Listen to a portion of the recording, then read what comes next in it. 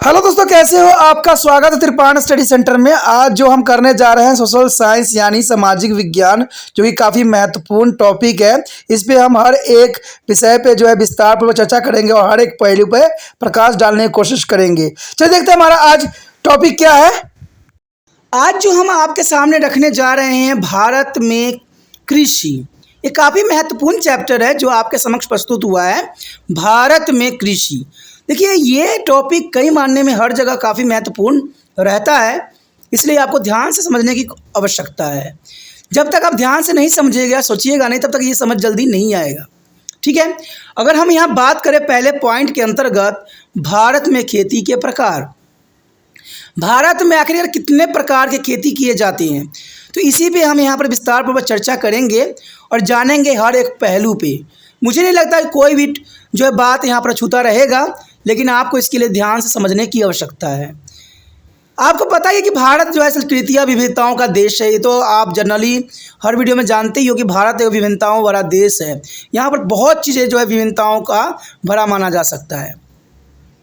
आपने पहले से भारत के जो है भू आकृति पाठ में इसके बारे में हमने बहुत विस्तारपूर्वक चर्चा किया। जो पिछले चैप्टर था भारत में भू आकृति, इसमें बहुत कुछ हमने जाना। अगर आपने नहीं देखा है तो देख लीजिए, क्योंकि कहते हैं हर चीज़ जो है सुचारू रूप से करने से ही आगे हम बढ़ सकती हैं। आप सोचिएगा कि बीच बीच से कहीं कहीं कुछ कुछ हम देख लेंगे तो हमारा सिलेबस क्लियर हो जाएगा, तो शायद आप गलत फहमी में हो। कहते हैं सिलेबस का मतलब होता है कि आपको सभी चैप्टरों को ध्यानपूर्वक समझने की आवश्यकता है, तब जाके आप अच्छे से अच्छे विद्यार्थी भी बन सकते हो और एग्ज़ाम में अच्छे अंक भी प्राप्त कर सकते हो। और कहीं कहीं से अधूरा वीडियो देखते हो तो ये समझ नहीं आता है। तभी तो त्रिपाण सेंटर एक बात रखता है, इंपॉर्टेंट रखता है कि आपको जो है पूरा सिलेबस एक साथ होता है, चाहे वो हिंदी में हो, चाहे इंग्लिश में हो, चाहे दोनों एक साथ हो। तो इतना बड़ा कोशिश इसलिए होता है कि बच्चों को कोई भी चीज़ अछूता न रह जाए। ठीक है, पूरा चैप्टर एक साथ देख लें, अगर नहीं है तो उसको पाठों में देख लें। तो हर चीज़ का प्रावधान आपके लिए ही किया गया है। और आप सोचिएगा कि मैं कहीं से कहीं देख लूँगा तो शायद वो सारी बातों को अच्छे से आप अंडरस्टैंडिंग नहीं कर पाओगे।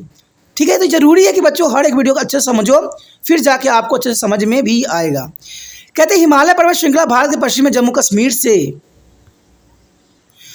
उत्तर पूर्व में अरुणाचल प्रदेश तक फैला हुआ है।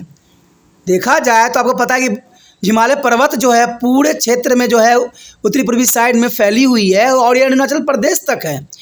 पूर्वी घाट और पश्चिमी घाट के रूप में पहाड़ी श्रृंखला भी है। अगर हम बात करें पूर्वी घाट और पश्चिमी घाट, तो ये पहाड़ी श्रृंखलाओं के लिए जाना जाता है।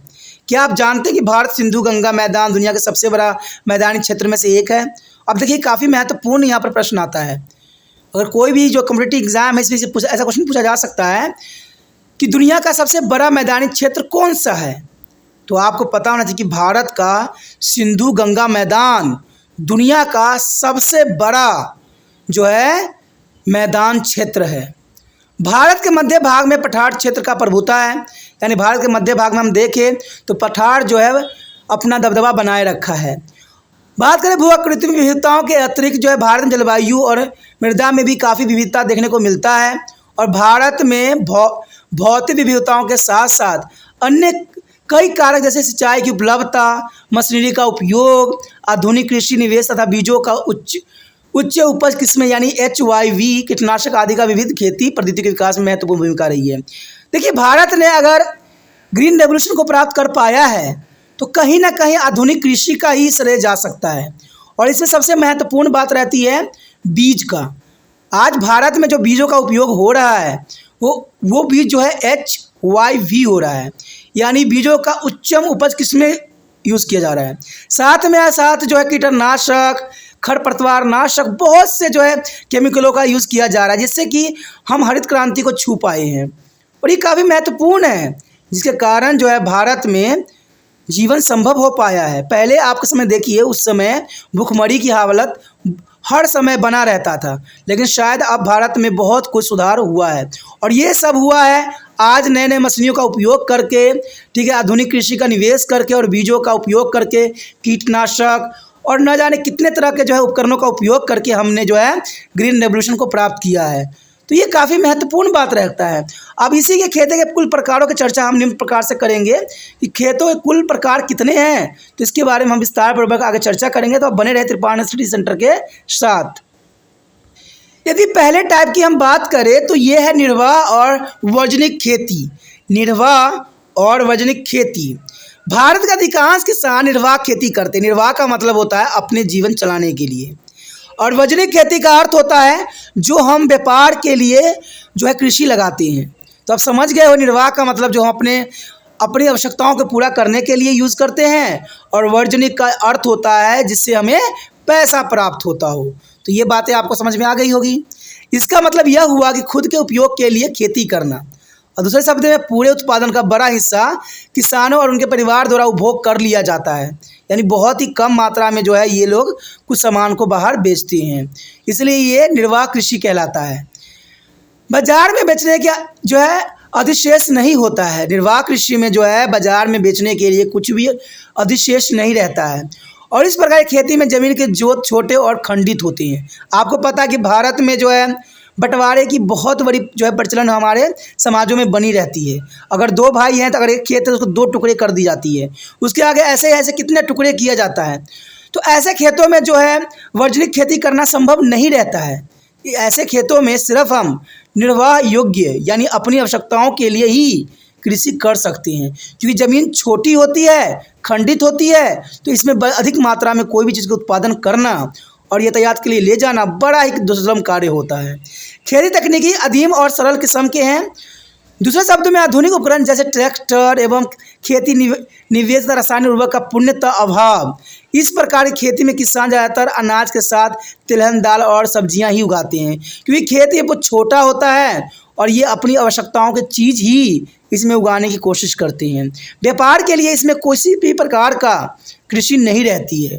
तो ये निर्वाह योग्य कृषि होती है जो कि काफ़ी महत्वपूर्ण है। अब वर्जनिक कृषि के बारे में देखते हैं, चलिए।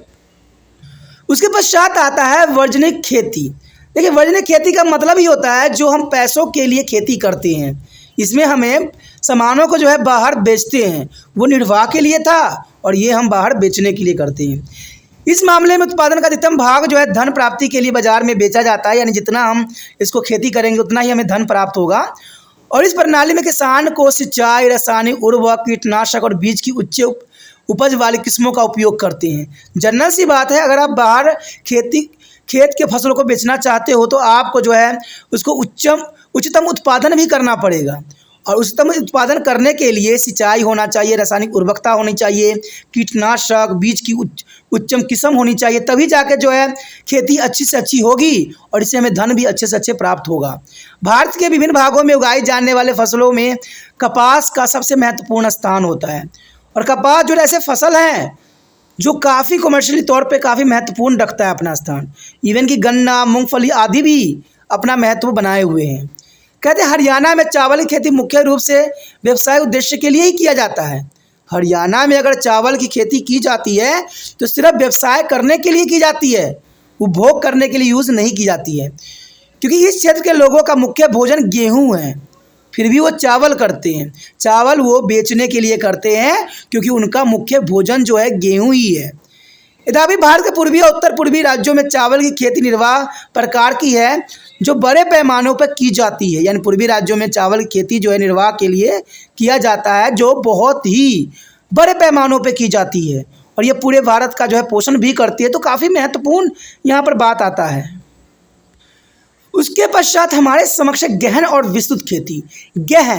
गहन का मतलब होता है जिसमें एक या एक से अधिक कृषि की जाती है, यानी बहुत से फसलें लगाई जाती हैं। खेती की इन दो प्रकार के जो है बीच बुनियादी अंतर जो है उत्पादन की राशि के प्रति इकाई भूमि पे है। यानी गहन और विस्तृत खेती जो होती है बुनियादी तौर पर देखा जाए तो इस पे जो है इनके क्या अंतर होती है उत्पादन करने की। संयुक्त राज्य अमेरिका, कनाडा और पूर्वी सोवियत संघ के समशीतोष्ण क्षेत्रों के साथ तुलना में भारत विस्तृत खेती अभ्यास नहीं करता है।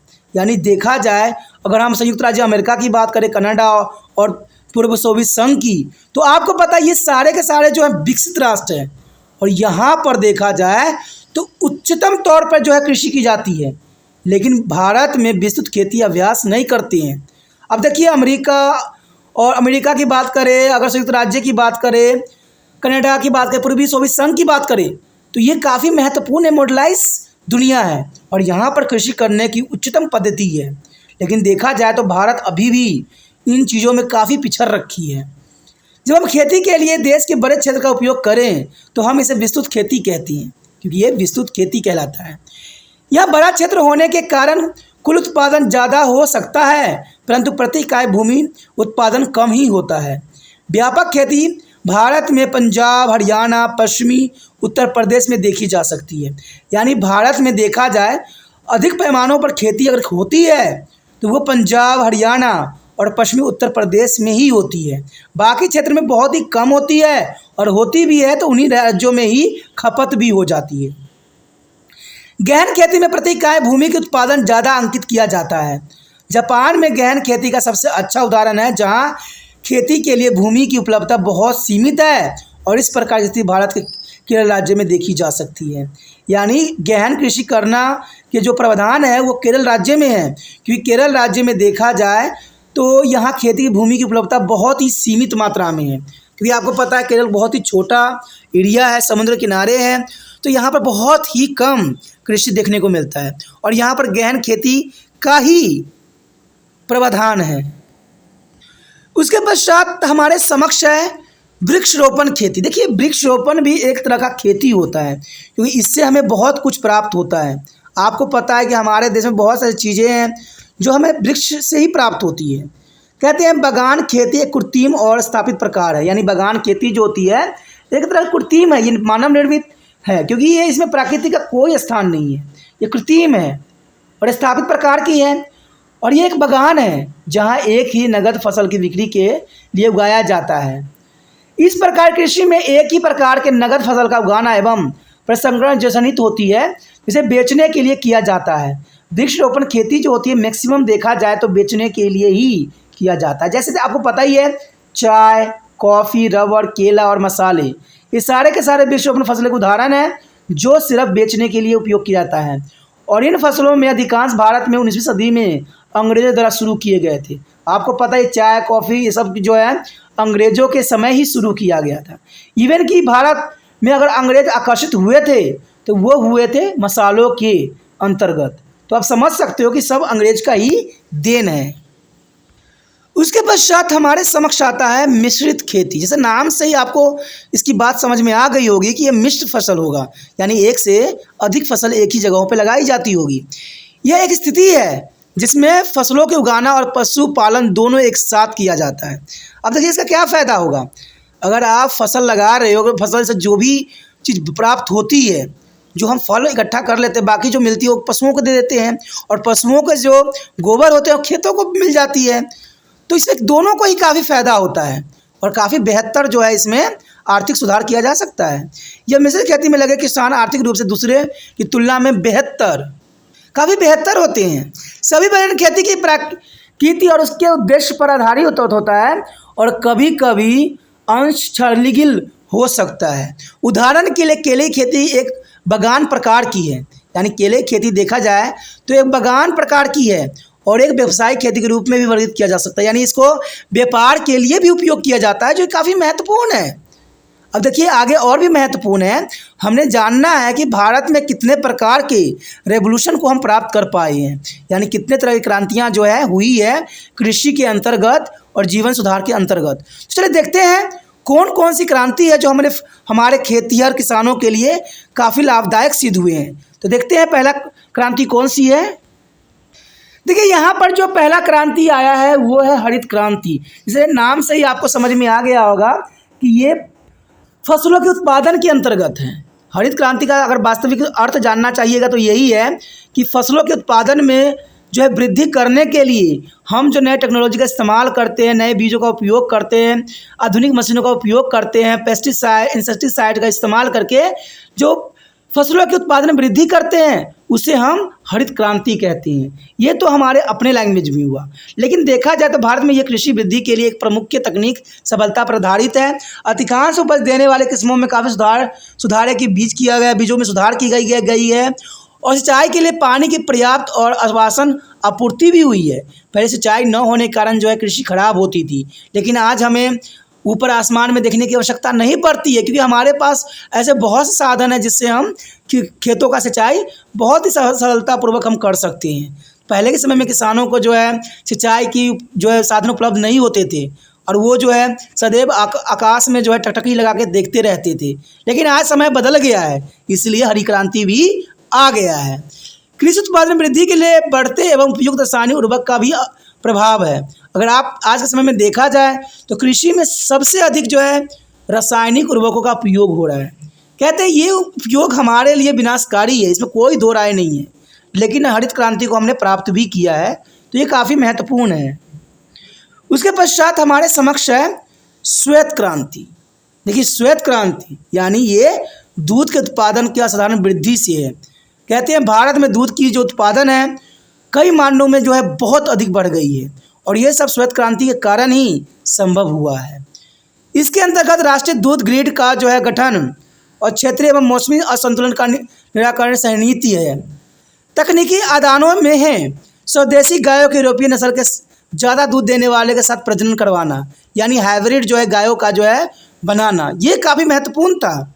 स्वदेशी गायों को यूरोपीय नस्ल के ज़्यादा दूध देने वाले गाय के साथ प्रजनन करा के हमने एक नया जो है गाय प्राप्त किया, और इससे जो है दूध की उत्पादन काफ़ी भारत में बढ़ गया। लंबी अवधि तक रखने के लिए दूध की जो है हम पैस्चुराइजेशन करते हैं, जिसको हम पास्तुईकरण कहते हैं। यानी ये पैस्चुराइजेशन होता है। पैस्चुराइजेशन का मतलब ये होता है दोस्तों, जैसे कि आपके घरों में दूध आता है, बेरका का हो, ठीक है, चाहे कोई भी हो, अमूल हो, कोई भी दूध हो, सब के सब दूध जो होते हैं पास्तुईकरण कर रखा होता है। यानी इसको हम पैस्चुराइजेशन कर रखे होते हैं, उसमें से फैट निकाल रखे होते हैं, उसमें कई तरह के क्रीम निकाल रखे होते हैं, और कीटाणुओं को भी हम उसमें नष्ट कर रखे होते हैं। तभी आप देखते होंगे कि लोग जो है दूध खरीदते हैं और मुंह में डाल के पी जाते हैं, क्योंकि ऑलरेडी ये पैस्चुराइज दूध होता है, तो ये हमें खराबी नहीं करता है। तो इससे क्या होता है, खराब भी जल्दी नहीं होता है। तो ये हमारे पास तकनीक आया है जिसके कारण हम दूध को लंबे समय तक रख सकते हैं। उसके बजाय ग्रामीण क्षेत्रों के शस्यों में गुणवत्ता जो है दूध का संग्रह में, अब देखिए पहले ग्राम क्षेत्र में ये होता था कि दूध बहुत जल्दी खराब हो जाता था, लेकिन आज नए नए टेक्नोलॉजी, नए नए साधनों के कारण गांव के दूध जो है शहरों में बहुत ही आसानी से पहुंच जाता है। ठीक है, ये तो रेल भी है, जहाज़ भी, बहुत तरह के साधन है, जिसके कारण जो है गाँव का दूध जो है शहरों में बहुत ही आसानी से और सरलतापूर्वक पहुंच जाता है, जिससे ये खराब नहीं हो पाता है।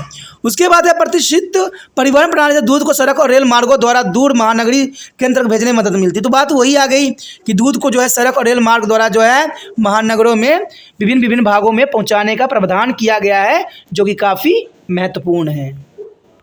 उसके पश्चात हमारे समक्ष है नील क्रांति। देखिए नील क्रांति यह ताज़े पानी और समुद्री जल से मछली पकड़ने में बड़ी वृद्धि करने के लिए संदर्भित करता है। यानी नील क्रांति अगर मुख्य तौर पे देखें तो मछलियों के लिए है, लेकिन साथ में ये जो है नील की खेती के लिए भी उपयोग किया जा सकता है। अगर आप नील की खेती उत्पादन वृद्धि को भी लिख देते हो तो एग्जामिनर गलत नहीं कहेगा, क्योंकि नील क्रांति नील की खेती के लिए भी हुई थी और जो मछली उत्पादन में वृद्धि करने के लिए भी हुई थी। यानी नील क्रांति जो है दोनों के लिए पर्याप्त है। उसके पश्चात है पीला क्रांति। पीला क्रांति जो है निरंतर और आश्वासन कुक्कुट उत्पादों के आपूर्ति में संदर्भ में है। यानी ये मुर्गी उत्पादन में काफ़ी पोल्ट्री फार्म के जो है इसके लिए पीली क्रांति का जो है अनुसरण किया जाता है, और पीली क्रांति के अंतर्गत जो है मुर्गियों की पालन में हमने जो है 4 गुनी जो है काफ़ी आगे बढ़ गए हैं। उसके बाद है गुलाबी क्रांति। जैसे नाम से ही आपको समझ में आ रहा होगा, गुलाबी क्रांति यह हिमाचल प्रदेश और जम्मू कश्मीर राज्यों में विशेष रूप से सेब की उत्पादन वृद्धि करने के लिए संदर्भित हुई है। यानी गुलाबी क्रांति जो है सेब के उत्पादन के लिए महत्वपूर्ण है। वहीं पीली क्रांति जो है कुक्कुट यानी पोल्ट्री फार्म मुर्गियों के उत्पादनों के वृद्धि के लिए पीली क्रांति का यूज़ किया जाता है, और नीली क्रांति जो है नील की खेती के लिए भी उपयोग किया जाता है, और प्लस मछली के उत्पादन के लिए भी वृद्धि के लिए किया जाता है।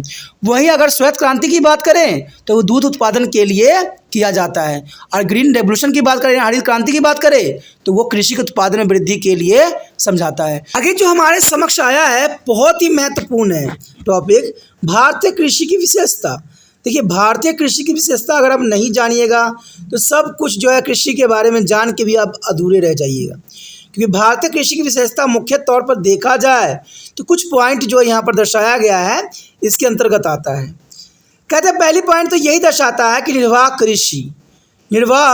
कृषि, जैसे कि पहले उल्लेख किया गया है कि भारत के अधिकांश भागों में निर्वाह कृषि की जाती है। भारत के अधिकांश भागों में निर्वाह कृषि के लिए जाना जाता है और भारत में इस प्रकार की कृषि कई सौ वर्ष की जा रही है। यानी देखा जाए तो भारत में इस प्रकार की कृषि कई सौ वर्षों से की जा रही है और यह भारत के बड़े भूभाग पर आज भी किया जाने का प्रावधान किया है। यानी आज भी भारत में जो है बहुत बड़े भूभाग पर आज भी कृषि किया जाता है। तथापि स्वतंत्रता प्राप्ति के बाद कृषि में बड़े पैमाने में बदलाव आया है। अगर हम स्वतंत्रता के बाद कृषि की देखें तो कृषि का कायाकल्प ही हो चुका है। कृषि में काफ़ी चीज़ जो है बदल गया है। कृषि करने का ढंग, कृषि के उत्पादन करने का रूल रेगुलेशन, कहते हैं सभी चीज़ जो है बदल के रह गया है। कृषि पर जनसंख्या का दबाव, अब देखिए कृषि पर सबसे अधिक दबाव पड़ा है तो वो है जनसंख्या का। शहरीकरण और औद्योगिकरण में वृद्धि के बावजूद जनसंख्या का लगभग 70% अभी भी प्रत्यक्ष या अप्रत्यक्ष रूप से कृषि पर ही निर्भर है। यानी कृषि पर जनसंख्या का बदलाव शहरी और औद्योगिकरण की बात करें तो कहते हैं हो जाने के बाद भी जो है 70% लोग जो हैं प्रत्यक्ष अप्रत्यक्ष जो है कृषि पर ही आज भी निर्भर है। उसके पश्चात हमारे समक्ष आता है खेती का मशीनीकरण। यानी खेती का जो है मशीनीकरण करना ये कई मायने में महत्वपूर्ण तो था और ज़रूरी भी था। भारत में हरित क्रांति 8 के दशक के अंत और 17 के दशक के शुरू की जगह ले ली। तो आपको पता है कि हरित क्रांति भारत के लिए कितनी महत्वपूर्ण थी, क्योंकि उससे पहले भारत में इतनी महामारी, इतनी भूखमरी थी जिसकी कल्पना करना संभव नहीं था। लेकिन खेती की मशीनीकरण कर देने के कारण भारत ने हरित क्रांति को प्राप्त किया। कहते हैं हरित क्रांति कृषि मशीनरी और उपकरणों के क्षेत्र में क्रांति के 40 से भी अधिक वर्षों के बाद पूर्ण मशीनीकरण अभी भी दूर का सपना है। यानी देखा जाए इतने वर्ष हो चुके हैं लेकिन फिर भी हम कृषि में वो स्थान प्राप्त अभी नहीं कर पाए हैं जो हमें कर लेना चाहिए। इवन कि अगर दूसरे देशों के साथ तुलना करें तो अभी भी हम जो है पिछड़े हुए ही नज़र आते हैं, क्योंकि हम अपने आप को कृषि से बहुत दूर करते चले जा रहे हैं। कृषि आज के समय में किसी क्षेत्र में होते हैं, किसी क्षेत्र में ही हो रहे हैं, जबकि विकसित राज्यों में कृषि जो है बहुत ही महत्वपूर्ण बन गए हैं। क्योंकि आपको पता है कृषि ऐसा पदार्थ है जो कि किसी भी देश की अर्थव्यवस्था को मजबूत करने में महत्वपूर्ण स्थान निभा सकता है। लेकिन फिर भी भारत के लोग नहीं समझ पाए हैं, भारत सरकार इस बात को नहीं समझ पाई है, क्योंकि जो कृषि में वृद्धि होनी चाहिए वो शायद अब तक देखने को नहीं मिला है। क्योंकि जब हम भारत से दूसरे देशों में जो है सामानों को भेजेंगे, कृषि के उत्पादों को भेजेंगे, उस दिन जो है हम अल्टीमेट जो होगा हम कृषि पे काफ़ी विकास कर लिए होंगे। लेकिन ऐसा कब आएगा ये देखने वाली समय है, सोचने वाली समय है। उसके पश्चात है मानसून पर निर्भरता। भारत में देखा जाए तो आज़ादी के बाद से यहाँ से चाय के बुनियादी ढांचे का तेज़ी से विस्तार किया आवश्यक गया है। यानी आज़ादी के बाद कृषि में बहुत बदलाव किए गए हैं, सिंचाई में भी बहुत बदलाव किए गए हैं और बड़े पैमाने में विस्तार के बावजूद आज कृषि फसल क्षेत्र का केवल 1/3 भाग ही संचलित है। यानी 1/3 भाग में ही जो सिंचाई के द्वारा कृषि की जाती है। परिणाम स्वरूप फसल क्षेत्र के 2/3 भाग अभी भी मानसून पर ही निर्भर हैं। यानी देखा जाए तो अभी भी 2/3 भाग जो है मानसून पे भी आज भी निर्भर है। जैसा कि आप जानते हैं कि भारत मानसून अनिश्चित अविश्वसनीय है, क्योंकि भारत में मानसून का कोई जो है समय काल नहीं होता है, वो कभी भी आ जाती है, जिसके कारण जो है फसल का जो है सुचारू रूप से करना मानसून पर निर्भर नहीं होता है। और ये जलवायु परिवर्तन के कारण और भी अविश्वसनीय हो गया है, क्योंकि आज के समय में जलवायु में जो परिवर्तन देखने को मिला है, आज बरसात ने भी अपनी पैटर्न को चेंज किया है।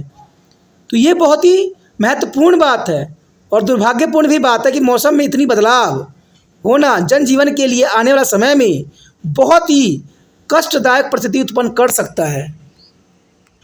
उसके पश्चात हमारे समक्ष है फसलों के विभिन्न प्रकार। देखिए फसलों के विभिन्न प्रकार, क्या आप अनुमान लगा सकते हैं कि भारत में फसलों के विभिन्न प्रकार क्यों हैं?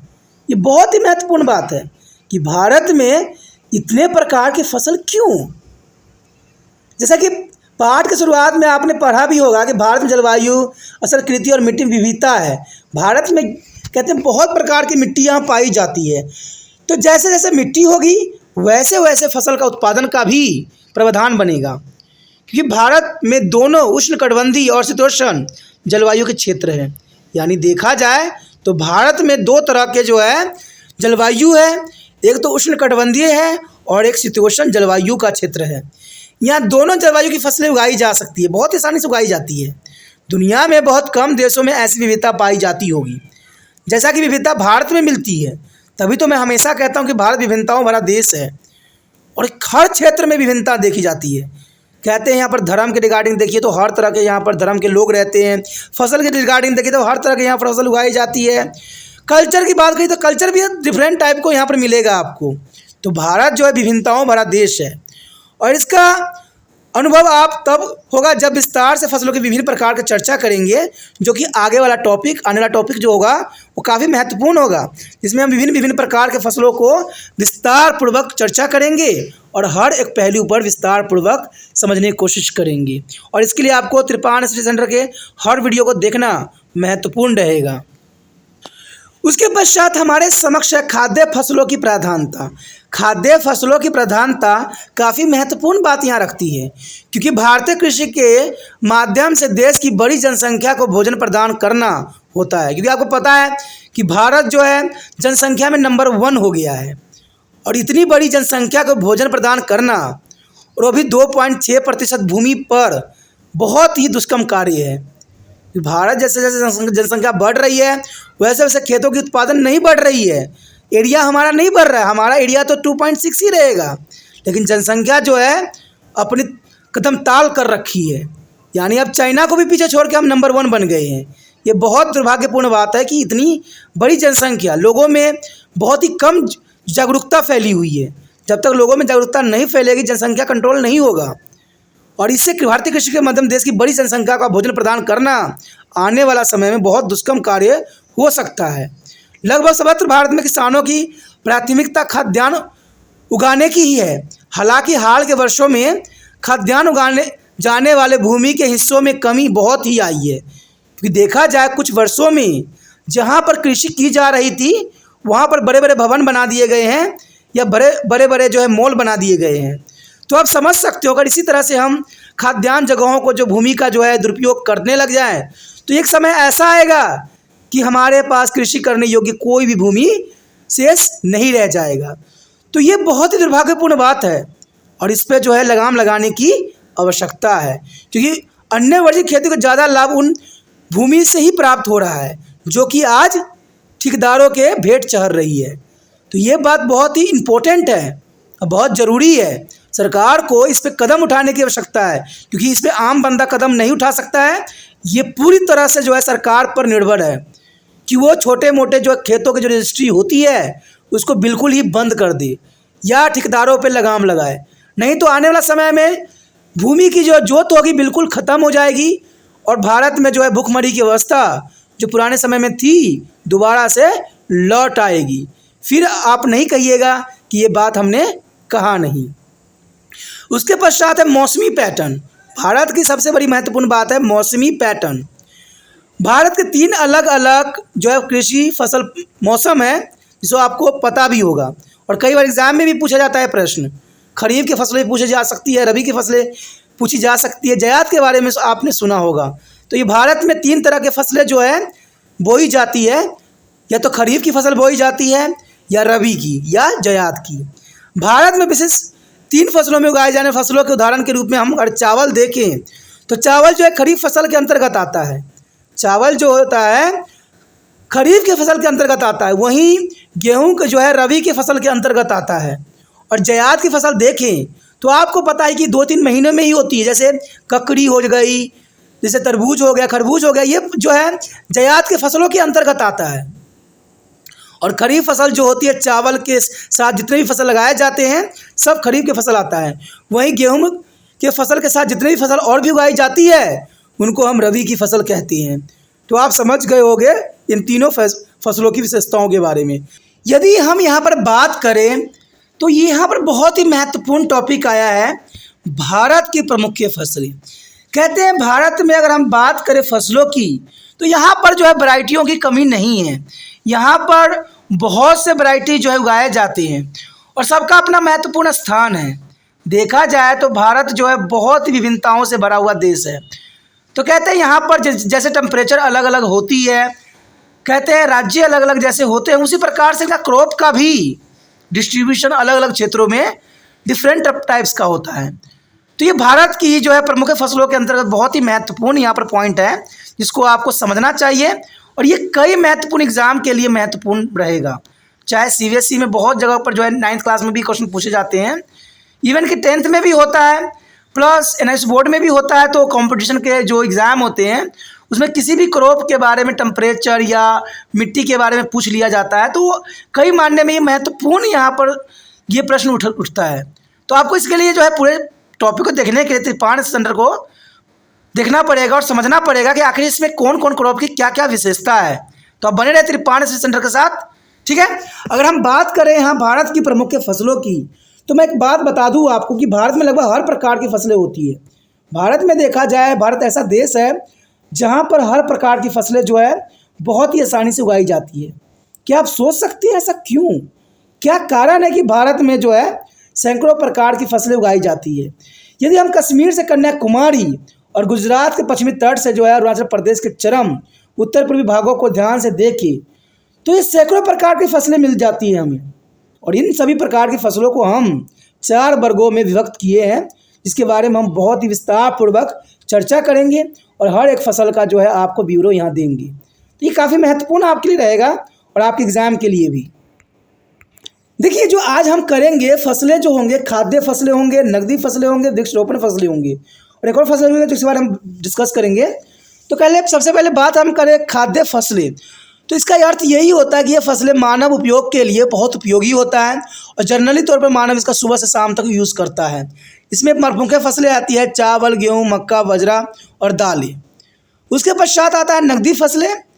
ये फसलें शुद्ध एवं अर्धप्रकित रूप से बेचने के लिए ही उगाई जाती हैं, क्योंकि नाम से ही आपको समझ में आ गया होगा नकदी फसलें। और नकदी फसलें का जो जनरली उपयोग होता है वो बेचने के लिए ही होता है। अगर इसमें हम मुख्य तौर पर देखें तो कपास, जूट, गन्ना, तंबाकू, तिलहन काफ़ी महत्वपूर्ण फसलों आते हैं नकदी फसलों के अंतर्गत।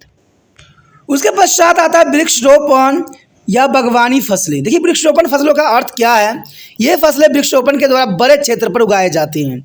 जैसे आपको पता ही है, चाय, कॉफ़ी, नारियल, रबर, ये ऐसे फसल हैं जो वृक्षारोपण के द्वारा जो है इसको उगाया जाता है। वही अगर हम बागवानी फसलें की बात करें तो बागवानी फसलों के अंदर जो है कृषि का वह भाग जो फल और सब्जी उगाई जाती है। तो ये काफ़ी महत्वपूर्ण, चारों के चारों जो हैं काफ़ी महत्वपूर्ण हैं। चलिए पहले के बारे में हम जो है विस्तार पर चर्चा करें और जानें कि इसके अंतर्गत कौन कौन से फसल है और इसकी क्या विशेषता है। चलिए तरफ देखते हैं। यहाँ पर जो हमारे समक्ष आता है पहली फसल, खाद्य फसल। देखिए, खाद्य फसल के अंतर्गत जो आता है फसल वो है चावल। और आपको पता है कि चावल कितना महत्वपूर्ण है और चावल के जो है हज़ारों वैरायटी है जिसके बारे में आप यहाँ पर जानोगे। कहते हैं चावल भारत की सबसे महत्वपूर्ण खाद्य फसल है और यह मुख्य रूप से खरीफ या गर्मी की फसल है। यानी खरीफ के फसल के अंतर्गत जो है चावल की फसल आता है। आपको पता है कि चावल जो होती है ह्यूमिडिटी काफ़ी होती है, उस समय लगाई जाती है। यानी जून जुलाई में जो है चावल को लगाने का प्रावधान है और यह देश के कुल खेती क्षेत्र का लगभग 1/3 भाग पर होता है। भारत का यह देखा जाए तो आधी आबादी से ज़्यादा लोगों को भोजन प्रदान करता है। यानी चावल जो है भारत के आधा से अधिक आबादियों को जो है भोजन प्रदान करने के लिए महत्वपूर्ण फसल है। कुल आबादी का ज़्यादातर लोग चावल खाने वाले ही होते हैं। देखा जाए तो चावल काफ़ी जो है लोग शौक से खाते हैं। क्या आप जानते हैं कि चावल उत्पादन के लिए किस किस तरह के भौगोलिक परिस्थिति की आवश्यकता होती है? यदि आप भारत में चावल उत्पादित क्षेत्रों को देखें तो आपको पता चलेगा कि चावल ही एक ऐसी फसल है जो विविध परिस्थितियों में उगाई जाती है। यानी इसकी जो अगर हम बात करें भौगोलिक परिस्थितियाँ तो ये काफ़ी महत्वपूर्ण रहेगा। चलिए देखते हैं भौगोलिक परिस्थितियाँ क्या हमें चावल के बारे में और बताती है। देखिए, हमारे समक्ष जो आया है कुछ भौतिक परिस्थितियाँ, यानी चावल की क्या भौतिक परिस्थितियाँ होगी। देखिए दोस्तों, यहाँ पर जो हम तापमान की बात करेंगे, वर्षा की बात करेंगे और वितरण की बात करेंगे तो ये काफ़ी महत्वपूर्ण रहता है हर एक फसलों के लिए या कोई भी मटेरियल्स के लिए। और ये आपको एग्ज़ाम के लिए भी काफ़ी महत्वपूर्ण रहता है क्योंकि एग्जामिनर इन्हीं में से क्वेश्चन पूछता है कि इसके लिए कितने टेम्परेचर की ज़रूरत पड़ता है, किन क्षेत्रों में ये मिलता है, इसके लिए आदर्श जो है वर्षा की कितनी मात्रा होती है और इसका प्रमुख राज्य क्या है। तो ये सारे क्वेश्चन जो है एग्जामिनर की तरफ से पूछे जाते हैं, और अगर आप टॉपिक को ही समझ लोगे तो आपके लिए कोई भी क्वेश्चन जो है अछूता नहीं रह पाएगा। तो इंपॉर्टेंट है। चलिए देखते हैं तापमान क्या बताता है हमें। तापमान की बात करें चावल की खेती के लिए, तो चावल के लिए गर्म और आर्द्र यानी ह्यूमिडिटी वाला परिस्थितियों की आवश्यकता होती है, यानी इसमें गर्म भी चाहिए और ह्यूमिडिटी भी चाहिए। और ये सबसे आदर्श जो होता है जून जुलाई का समय जो होता है इसी प्रकार की होती है। तापमान सामान्यतः अधिक यानी 24 डिग्री सेल्सियस औसतन मासिक तापमान होना चाहिए, जो कि एक आदर्श तापमान के रूप में देखा जा सकता है।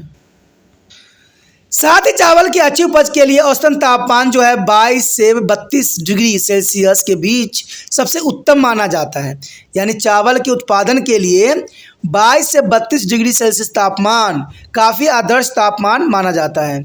यदि हम वर्षा की बात करें तो कहते हैं चावल उत्पादन के लिए जो है 150 से 300 सेंटीमीटर के बीच वर्षा उपयुक्त है, यानी चावल की खेती देखा जाए तो पानी के अंदर ही काफ़ी पर्याप्त होती है, यानी पानी इसके लिए आदर्श होती है। पंजाब, हरियाणा और पश्चिम उत्तर प्रदेश यहाँ वर्षा की मात्रा जो है 100 सेंटीमीटर से भी कम है, और चावल खेती सिंचाई की मदद से की जाती है, यानी पंजाब, हरियाणा और पश्चिमी उत्तर प्रदेश में जो है सिंचाई के माध्यम से चावल का उत्पादन जो है धड़ल्ले से किया जाता है।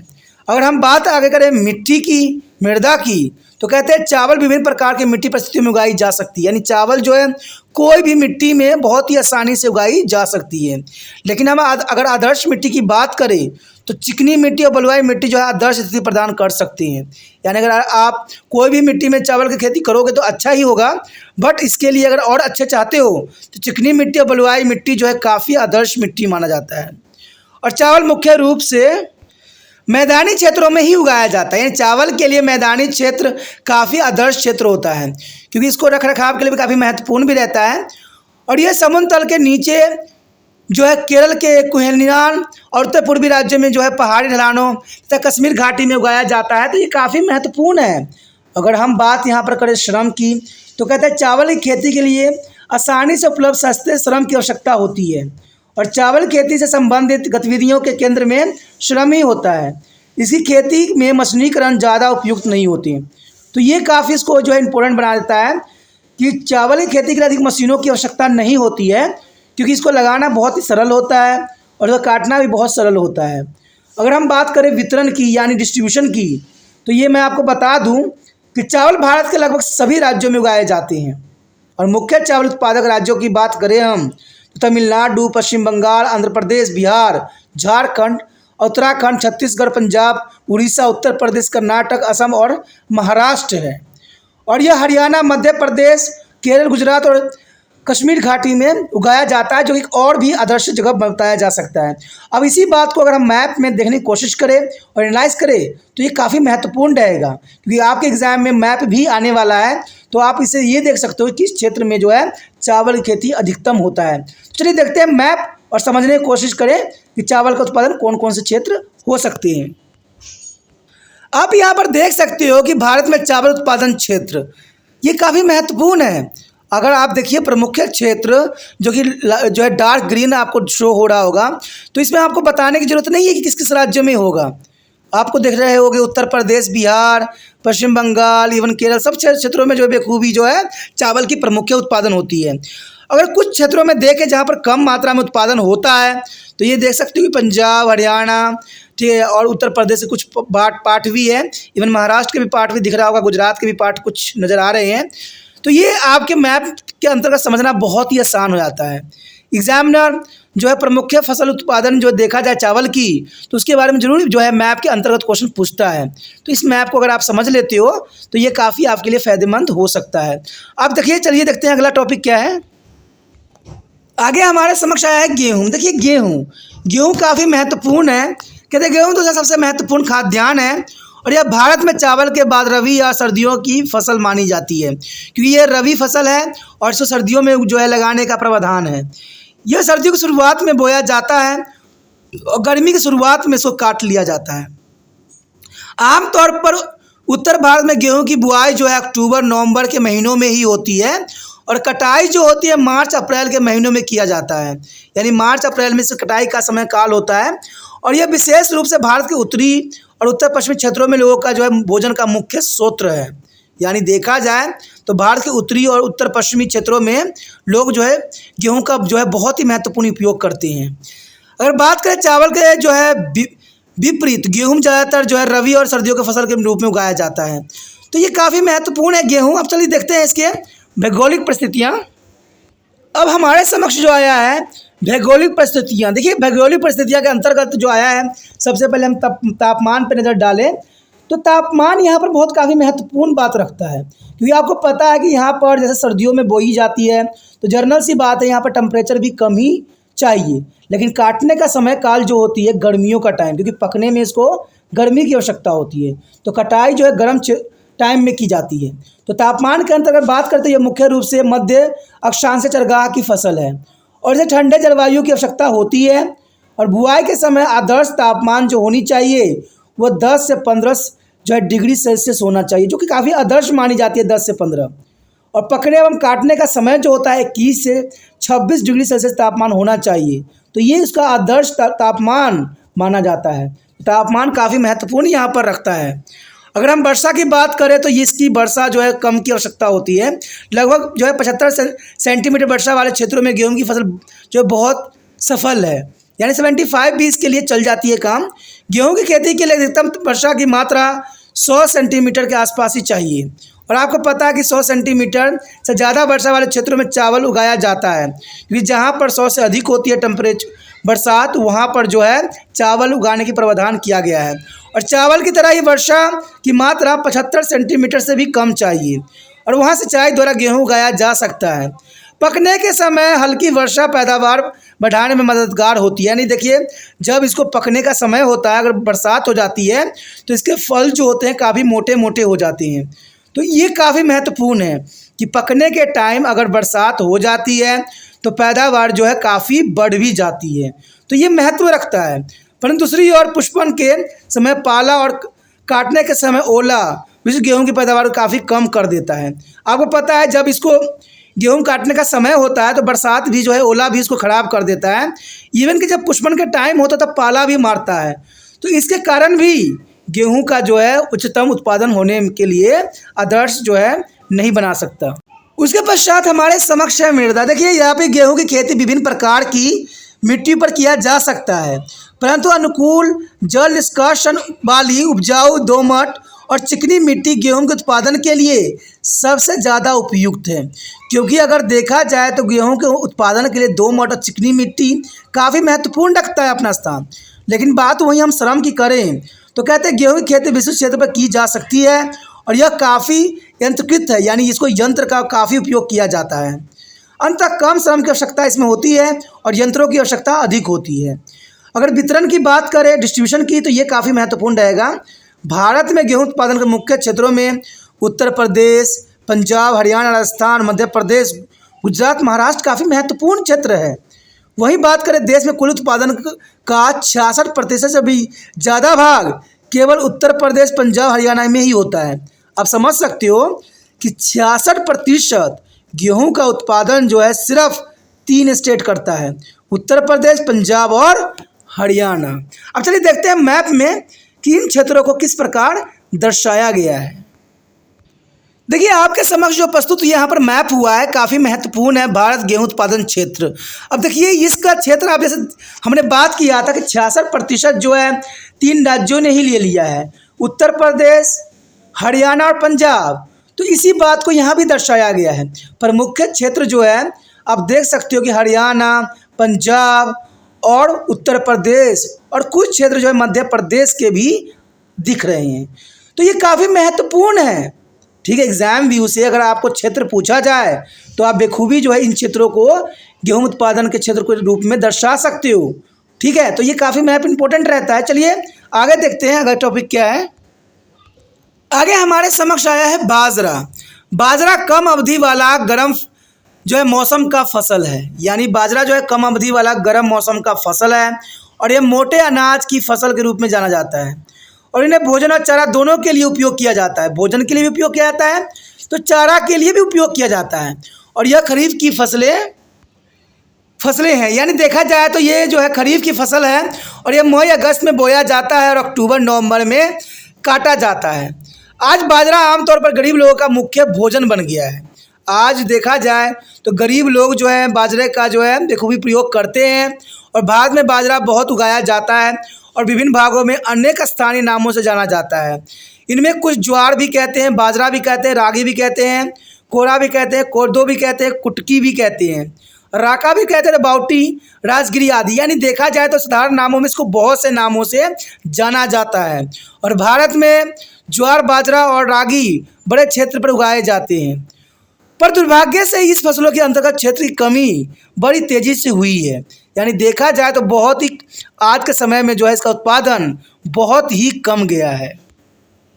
यदि अब बात हम करें इन फसलों को उगाने के लिए कुछ भौगोलिक परिस्थितियां किस प्रकार है, तो ये काफ़ी महत्वपूर्ण रहेगा। पहला तो आपको पता ही है कि तापमान, क्योंकि कोई भी फसल हो उसका तापमान, वर्षा, मृदा वितरण काफ़ी महत्वपूर्ण स्थान अपना रखता है। तापमान की बात करें तो ये फसलें वहाँ उगाई जाती है जहाँ उच्च तापमान होता है और जहाँ तापमान में जो है 27 से 32 डिग्री सेल्सियस के बीच होना चाहिए।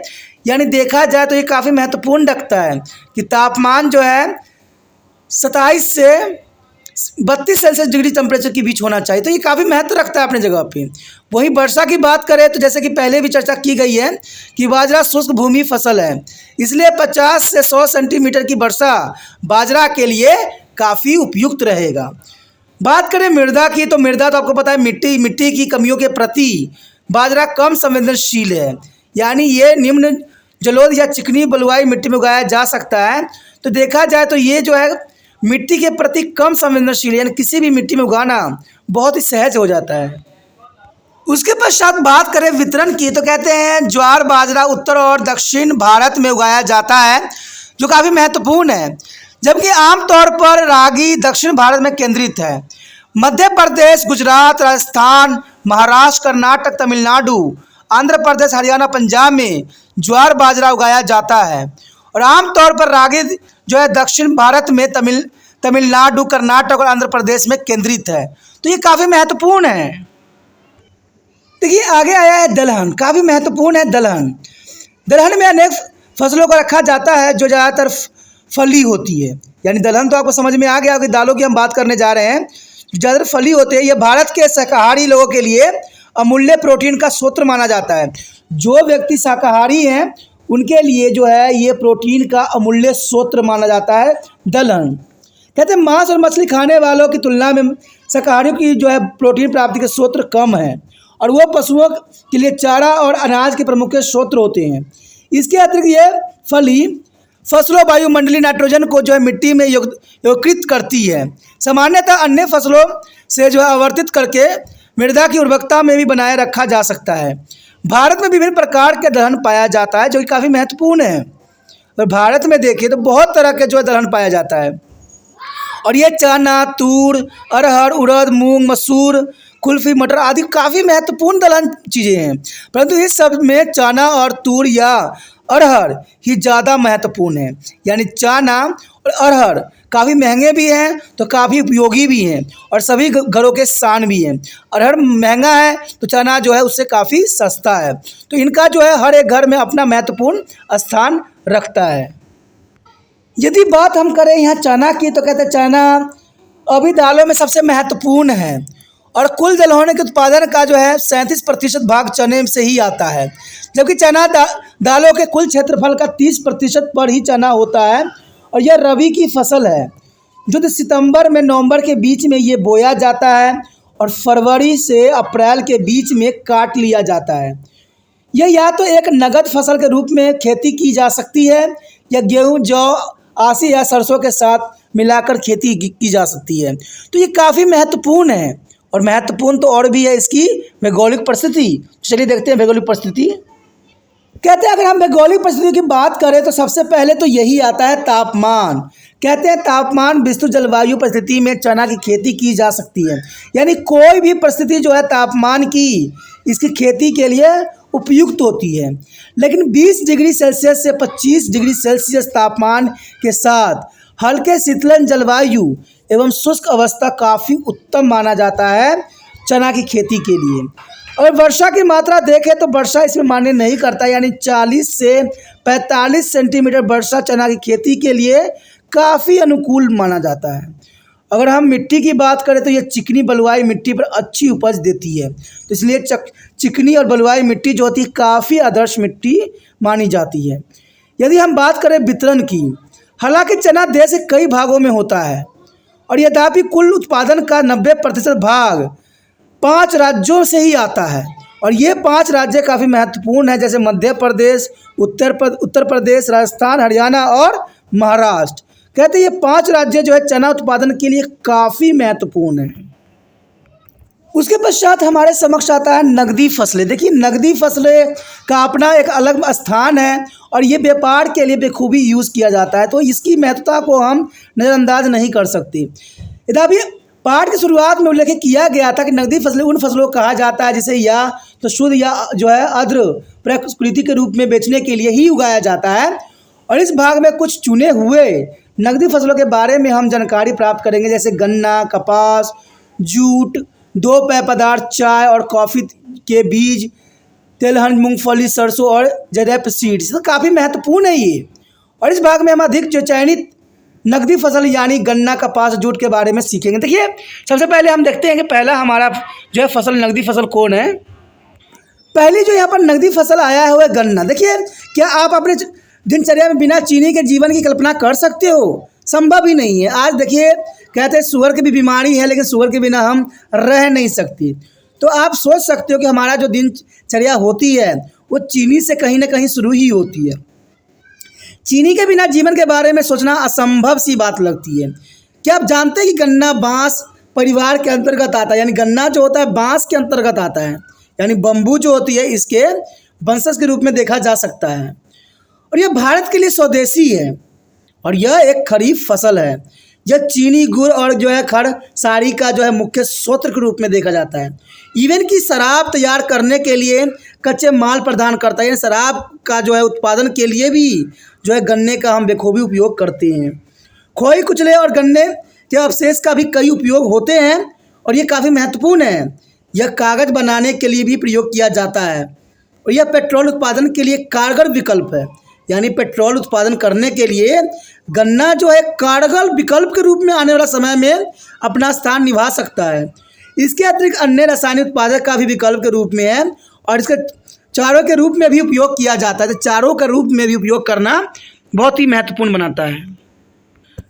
गन्ना के उत्पादन के लिए कुछ भौगोलिक स्थिति इस प्रकार से हम समझ सकते हैं।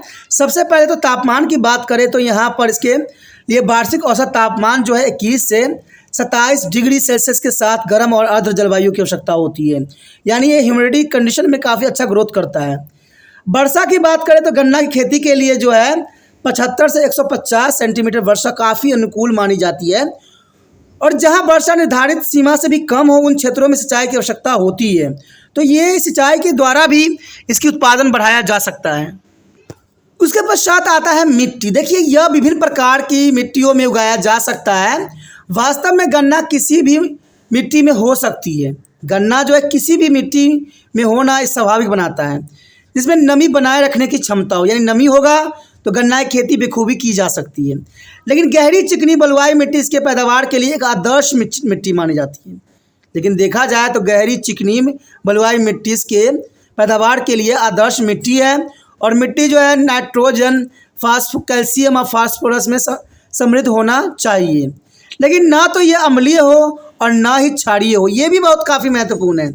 ना तो ये अम्लीय में होता है ना अधिक क्षारीय में होता है। ये न्यूट्रल में काफ़ी अच्छा फसल दे सकता है, और समतल मैदान और चौरस पठार खेती के लिए लाभदायक भी काफ़ी रहता है, क्योंकि खेती की सिंचाई और गन्ने की ढुआई आसान होती है। तो गन्ने की खेती के लिए ज़्यादा खाद और उर्वरक की आवश्यकता है, क्योंकि यह जल्दी और बड़े पैमाने पर मिट्टी की उर्वरकता को खींच लेती है। क्योंकि कहते हैं ये काफ़ी मात्रा में जो है मिट्टी की उर्वरकता जो बहुत आसानी से हर्ष कर देती है। उसके पश्चात बात करें हम श्रम की, तो कहते हैं यह श्रम केंद्रित होती है और इसके लिए जो है सस्ते श्रम की आवश्यकता होती है। हर एक अवस्था में मानव के उपयोग की आवश्यकता होती है, जैसे बुआई के लिए गुड़ाई, निराई, सिंचाई, कटाई तक गन्ने के जो है चीनी मिल तक की धुलाई, तो काफ़ी महत्वपूर्ण है। अगर हम वितरण की बात करें, दुनिया में गन्ने की खेती का धार भारत में सबसे बड़ा क्षेत्र है, यानी देखा जाए तो गन्ना के उत्पादन में भारत नंबर 1 है और दूसरा नंबर पर स्थान आता है ब्राज़ील का। यानी भारत नंबर 1 है गन्ना के उत्पादन में, और दूसरा नंबर पे आता है ब्राज़ील। जहाँ तक भारत में गन्ने की खेती की वितरण के संबंध है, देश में 3 विशिष्ट क्षेत्रों में ये उगाए जाते हैं। चलिए देखते हैं कौन कौन से 3 क्षेत्र हैं। देखा जाए तो सतलुज जो है पंजाब, बिहार तथा जो है सतलुज गंगा का मैदान भाग देश के 51% गन्ना क्षेत्र तथा 60% गन्ना उत्पादन करता है। तो आप समझ सकते हो सतलुज पंजाब से बिहार तक जो है कितना महत्वपूर्ण है। बात करें पश्चिमी घाट से पूर्वी घाटों के साथ महाराष्ट्र जो है तमिलनाडु तक काली मिट्टी का एक पट्टी है। अगर बात करें तटीय आंध्र प्रदेश की कृष्णा नदी आदि का, तो ये काफ़ी महत्वपूर्ण है। यहाँ पर मैप में भी आप देख सकते हो भली भांति कि गन्ना के प्रमुख क्षेत्र जो है, जैसे आप देख सकते हो पंजाब, हरियाणा, उत्तर प्रदेश, बिहार के भी कुछ क्षेत्र हैं, इवन कि महाराष्ट्र भी दिख रहा होगा, गुजरात भी दिख रहा होगा। तो काफ़ी महत्वपूर्ण क्षेत्र है गन्ना उत्पादन के क्षेत्र के अंतर्गत, और कई बार एग्जाम में क्वेश्चन आता भी है और मैप में भी भरने को आता है। तो ये काफ़ी आपके लिए महत्वपूर्ण मैप रहता है। उसके पश्चात आता है कपास। देखिए कपास काफ़ी महत्वपूर्ण है। कपास ना केवल भारत बल्कि पूरी दुनिया के सबसे महत्वपूर्ण रेशेदार फसल है। यानी कपास देखा जाए तो हर क्षेत्र में अपना विशेष स्थान रखता है, और यह न केवल सूती वस्त्र उद्योग के लिए कच्चा माल उपलब्ध कराता है, बल्कि इसके बीज से वनस्पति तेल उद्योग में भी काफ़ी महत्वपूर्ण स्थान रहता है। तो आप समझ सकते हो कि कपास की फसल कितना महत्वपूर्ण है। कहते हैं टेक्सटाइल इंडस्ट्री के साथ साथ जो है ये रिफाइनरी ऑयल के क्षेत्रों में भी काफ़ी कारगर सिद्ध होता है। कपास के बीज भी बेहतर दूध उत्पन्न के लिए दुधारू पशुओं के चारे के रूप में भी उपयोग किया जाता है। कि कपास के बीज से जो है बेहतर दूध देने वाले गायों में जो काफ़ी महत्वपूर्ण यहाँ पर स्थान रखता है। कपास मूल्य जो है स्वरूप से ये काफ़ी खरीफ के फसल के रूप में वर्गीकृत किया गया है, और उष्णकटिबंधीय और उप उष्णकटिबंधीय क्षेत्रों में होता है। तो कपास की खेती काफ़ी महत्वपूर्ण है हर क्षेत्रों के लिए, लेकिन सबसे महत्वपूर्ण इसकी भौगोलिक परिस्थितियाँ हैं। चलिए देखते हैं भौगोलिक परिस्थिति देख के ही हम आगे एनालाइज कर सकते हैं। यहाँ पर देखिए कि भौगोलिक परिस्थितियाँ किस प्रकार है। अगर हम तापमान की बात करें तो कपास उष्णकटिबंधीय और उप उष्णकटिबंधीय क्षेत्रों की फसल है, और इसके लिए सामान्य रूप से तापमान चाहिए 21 से लेकर 30 डिग्री सेल्सियस के बीच होना चाहिए। यानी 21 से 30 डिग्री सेल्सियस जो है एक आदर्श तापमान माना जा सकता है। यदि हम वर्षा की बात करें तो वर्षा आमतौर पर कम से कम पाला मुक्त यानी 210 दिन वाले क्षेत्रों में उगाया जा सकता है, और इसके लिए 50 से 100 सेंटीमीटर वर्षा की आवश्यकता होती है। जहाँ वर्षा 50 सेंटीमीटर से भी कम है वहाँ सिंचाई द्वारा सफलतापूर्वक जो है इसे उगाया जा सकता है। और अच्छे कपास की उपज के लिए आरंभ में उच्च वर्षा और प्रवृत्त होने के समय शुष्क और धूप वाला मौसम काफ़ी लाभदायक होता है। जैसे कि आप समझ सकते हो गेहूं का जैसे पैदावार होता है वैसा ही इसका भी उसी के अंतर्गत आता है, कि गेहूं में भी होता है तापमान जो है बुआई के समय कम चाहिए और कटाई के समय उच्च तापमान की आवश्यकता होती है। उसके पश्चात आता है मृदा। देखिए कपास की खेती बहुत ही बारीक से डेक्कन और मलबा पठार की काली मिट्टियों में संबंधित है। हालांकि यह सतलुज गंगा के मैदान और प्रायद्वीपीय भारत के लाल और लेटराइट जलोढ़ मृदा में अच्छी तरह से उपजाया जाता है, तो ये काफ़ी महत्वपूर्ण रखता है। यदि आप बात करें हम श्रम की तो कहते हैं कपास के चुनने के काम को अब तक जो है यंत्रीकृत नहीं किया जा सका, क्योंकि कपास को चुनने के लिए अभी भी मशीनों का उपयोग इसमें नहीं किया जाता है। अंत कपास को चुनने के लिए सस्ते एवं कुशल मजदूर की आवश्यकता होती है, क्योंकि आने वाला समय में हो सकता है कि यंत्र बन जाए इसके लिए, लेकिन अभी तो जो है हम श्रम पे ही निर्भर है। अगर हम वितरण की बात करें तो भारत में विश्व का सबसे बड़ा कपास उगाने का क्षेत्र है। यानी भारत में सबसे अधिक जो है कपास उगाई जाती है तथा यह विश्व के तीसरा बड़ा उत्पादक देश है। यानी भारत जो है विश्व में तीसरा बड़ा देश है, और सबसे पहला नंबर पे चीन आता है, उसके बाद संयुक्त राज्य अमेरिका आता है, उसके बाद तीसरा नंबर पर भारत का स्थान है। क्योंकि कपास आपको पता है इतना महत्वपूर्ण है, तभी तो चाइना का अर्थव्यवस्था इतनी मजबूत है, और इवन कि संयुक्त राज्य अमेरिका का भी अर्थव्यवस्था इतना मजबूत है, क्योंकि वो कपास की फसल के लिए काफ़ी अनुकूल है और वो काफ़ी इस पर जोर भी देती है। इसलिए चीन और संयुक्त राज्य अमेरिका नंबर 1-2 पे है, और भारत जो है तीसरे नंबर पे इसके अंतर्गत आता है। और कई बार ये क्वेश्चन पूछ लिया जाता है कि कपास की खेती के लिए सबसे जो है किस राज्य में सबसे किस देश में सबसे अधिक होता है, तो चीन सबसे नंबर 1 है, तो आपको पता लग ही गया होगा। और ये भी पूछा जा सकता है भारत का जो है कपास उत्पादन में कौन सा नंबर है, तो नंबर तीसरा है। तो कई तरह के क्वेश्चन पूछे जा सकते हैं, सिर्फ आपको टॉपिक समझ में रहना बहुत जरूरी है। देश के भीतर कुल क्षेत्रफल और उत्पादन का 2/3 भाग 4 राज्यों से ही आता है। कपास उत्पादन के लिए मुख्य राज्य जो है पंजाब, महाराष्ट्र, गुजरात, हरियाणा, इन क्षेत्रों में उगाई जाती है। और ये आप जानते भी हो कि ये क्षेत्र काफ़ी अमीर है, क्योंकि कपास इतनी महत्वपूर्ण है कि हर जगह जो है अपनी महत्ता को बनाए रखता है। अब चलिए इसी के अंतर्गत हम मैप भी देख लेते हैं, और मैप में जनरली सी बात है आपको पंजाब, महाराष्ट्र, गुजरात और हरियाणा का ही जो है बात दिखाई देगी, प्लस कुछ और भी दिखाई देगी। तो चलिए मैप को हम अध्ययन करें और समझने की कोशिश करें कि मैप में जो है कपास का वितरण किस प्रकार से दर्शाया गया है। देखिए आपके समक्ष जो प्रस्तुत हुआ है भारत में कपास उत्पादक क्षेत्र, जैसे कि आप देख ही रहे होगे कि ये जो काफ़ी है, गुजरात भी दिख रहा होगा आपको, महाराष्ट्र भी, पंजाब, राजस्थान के क्षेत्र भी कुछ दिख रहे हैं।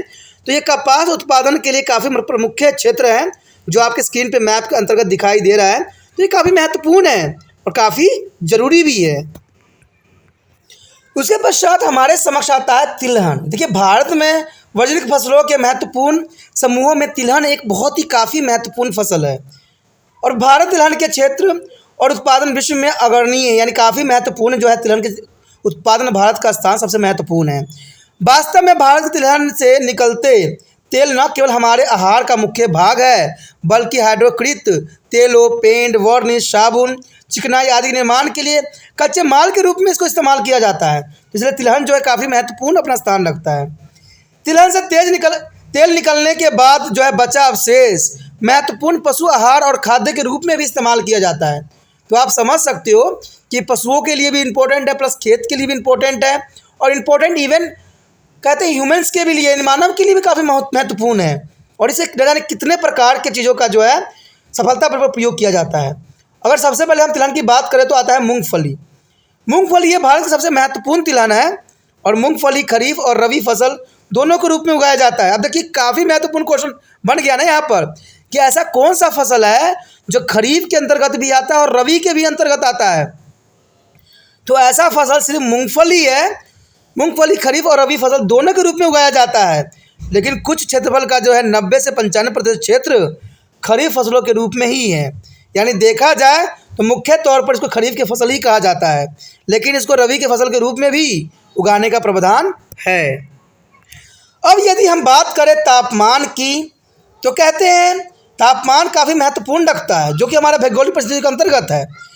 उष्णकटिबंधीय जलवायु में सबसे अच्छा उपज होता है, और इसके लिए 20 डिग्री सेल्सियस से लेकर 30 डिग्री सेल्सियस तापमान की आवश्यकता होती है।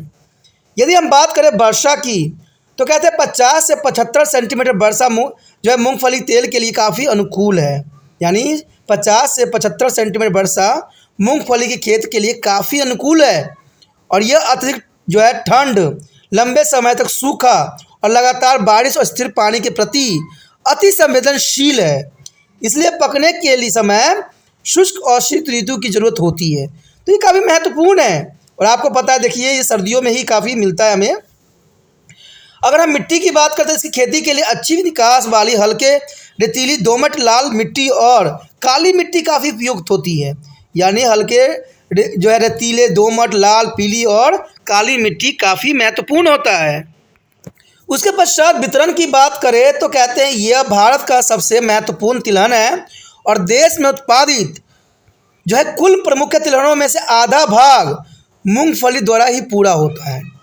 अब भारत दुनिया में सबसे ज़्यादा मूंगफली का उत्पादन करता है, और विश्व उत्पादन का 1/3 भाग भारत में ही होता है। देखिए 1/3 ही होता है, बाकी सारे पार्ट दूसरे देशों में होता है।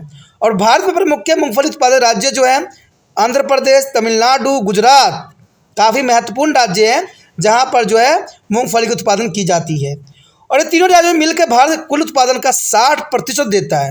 यानी आंध्र प्रदेश, तमिलनाडु, गुजरात भारत को 60% मूंगफली का उत्पादन देता है, और अन्य 40% भाग महाराष्ट्र, कर्नाटक और उड़ीसा से आता है। तो ये काफ़ी महत्वपूर्ण स्थान रखता है। उसके पश्चात हमारे समक्ष आता है वृक्षरोपण फसल। देखिए वृक्षरोपण फसल काफ़ी महत्वपूर्ण नाम है, और आपको पता होगा भी कि वृक्षरोपण फसल है। और वृक्षरोपण फसल के अंतर्गत देखें तो पहला नाम तो हमारा चाय का ही आता है, क्योंकि आपको पता है सुबह हो या शाम चाय के बिना ज़िंदगी है बेकार। ये आप लोग भली भांति जानते हो। कहते हैं लग जाए जिसको चाय का आदत एक बार, वो मांगे बार बार चाय। तो ये काफ़ी महत्वपूर्ण रहता है। और आपको पता है भारत में सबसे अधिक चायों का जो है उपयोग किया जाता है, और इसलिए चाय काफ़ी महत्वपूर्ण है। पहले के समय में भारत में चाय का उत्पादन नहीं होता था, लेकिन जब अंग्रेज आए तो अपने साथ चाय के बागान भी लेते हुए आए और कर दिए भारत को भी चाय के आदी। और देखा जाए तो चाय में कैफीन होता है, जो एक तरह का जहरीला पदार्थ होता है, और ये धीरे धीरे इंसान को ख़त्म भी कर सकता है। तो चाय का सेवन कम हो तो ही बेहतर है। बात करें हम चाय की, तो कहते हैं चाय भारत बागानों के लिए काफ़ी प्रसिद्ध है। और असम और पश्चिम बंगाल में दार्जिलिंग के चाय बागानों के बारे में आपने सुना ही होगा। दार्जिलिंग जहाँ पर चाय का उत्पादन काफ़ी अधिक होता है। और ये कहा जाता है कि भारत में चाय बागान अंग्रेज़ों द्वारा 1923 में शुरू किया गया था। यानी भारत में चाय का बागान जो 1923 में शुरू किया गया था, और उस समय उन लोगों द्वारा असम के पहाड़ी और वन क्षेत्रों में जंगली चाय पौधों को खोजा गया। चाय पौधों के कोमल अंकुरित पत्तों को सुखाकर तैयार की जाती है। और वर्तमान में भारत दुनिया में अग्रणी चाय उत्पादक देश बन गया है, और चीन और श्रीलंका दूसरे और तीसरे स्थान पे आता है। यानी भारत जो है खपत करने में भी नंबर 1 है और उगाने में भी नंबर 1 है। उसके बाद चीन का दूसरा स्थान और श्रीलंका का जो है तीसरा स्थान आता है। यानी चीन का दूसरा स्थान आता है और श्रीलंका का तीसरा स्थान आता है। तो काफ़ी महत्वपूर्ण है, और भारत जो है नंबर 1 है कंज्यूम करने में भी और उत्पादन में भी। अब चलिए इसके भौगोलिक परिस्थिति देखें। यदि हम बात करें चाय के उत्पादन के लिए कुछ भौगोलिक परिस्थितियाँ, तो देखिए तापमान सबसे पहले आता है। इसके लिए गर्म और नम जलवायु की आवश्यकता होती है, और चाय पौधे और पत्तियों के विकास के लिए आदर्श तापमान जो होता है 20 डिग्री सेल्सियस से लेकर 30 डिग्री सेल्सियस के बीच में होता है।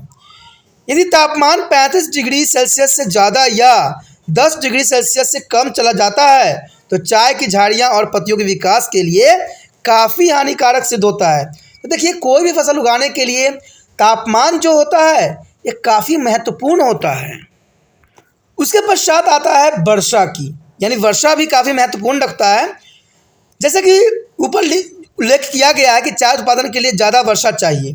अब वर्षा का वितरण पूरे वर्ष भर कुल मिलाकर एक जैसा होना चाहिए, यानी लंबा सूखा काल चाय के लिए घातक सिद्ध हो सकता है।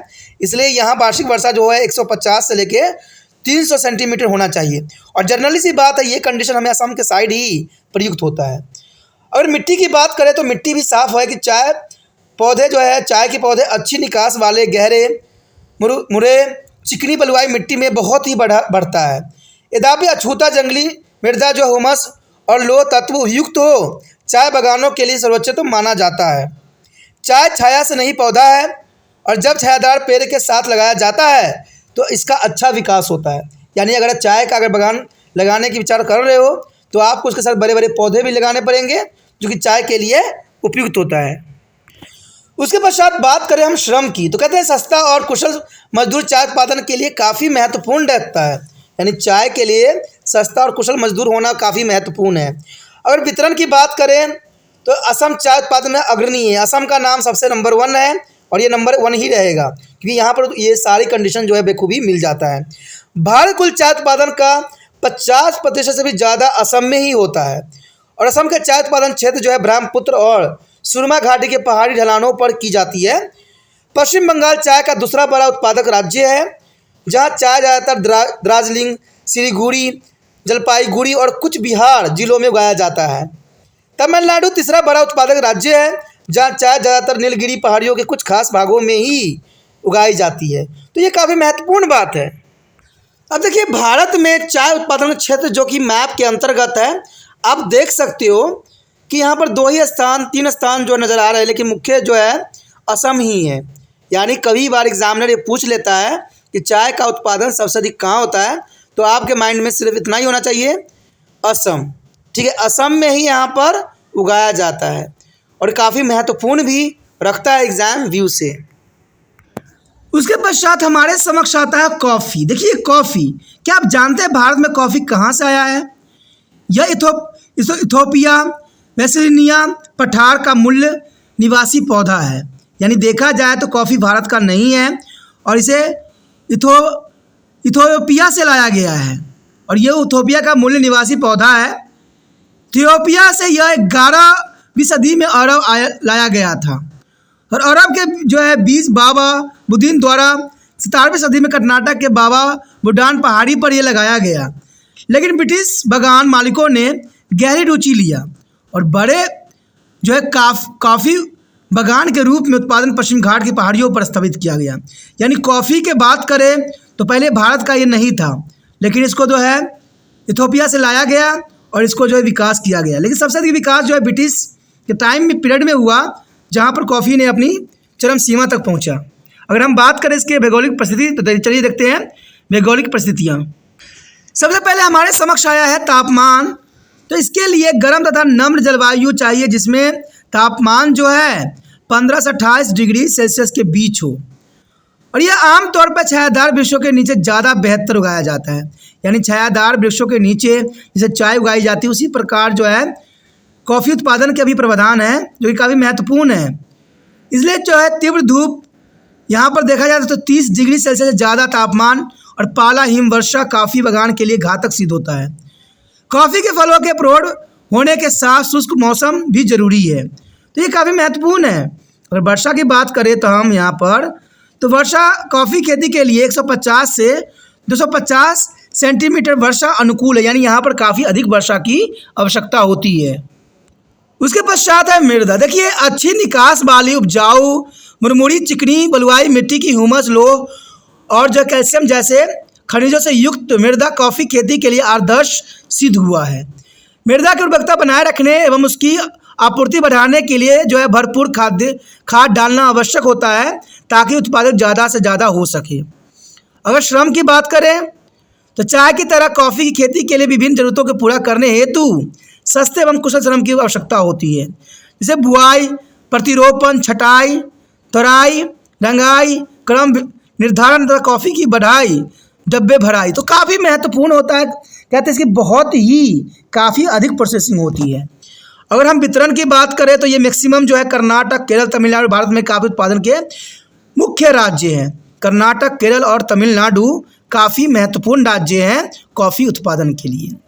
देखिए फसल के अगर बात करें और भारतीय कृषि की बात करें तो कहते हैं भारत कृषि शुरुआत से ही जो है बहुत ही समस्याओं से गुजरा है और कहते हैं भारत में बहुत से ऐसे ऐसे क्राइस देखे गए कृषि के अंतर्गत जिसका बखान करना संभव नहीं है। कहते हैं भारत में भुखमरी के कारण न जाने कितने लोगों ने अपनी प्राण की आहुति दे दी और ये बहुत बड़ी चुनौती है।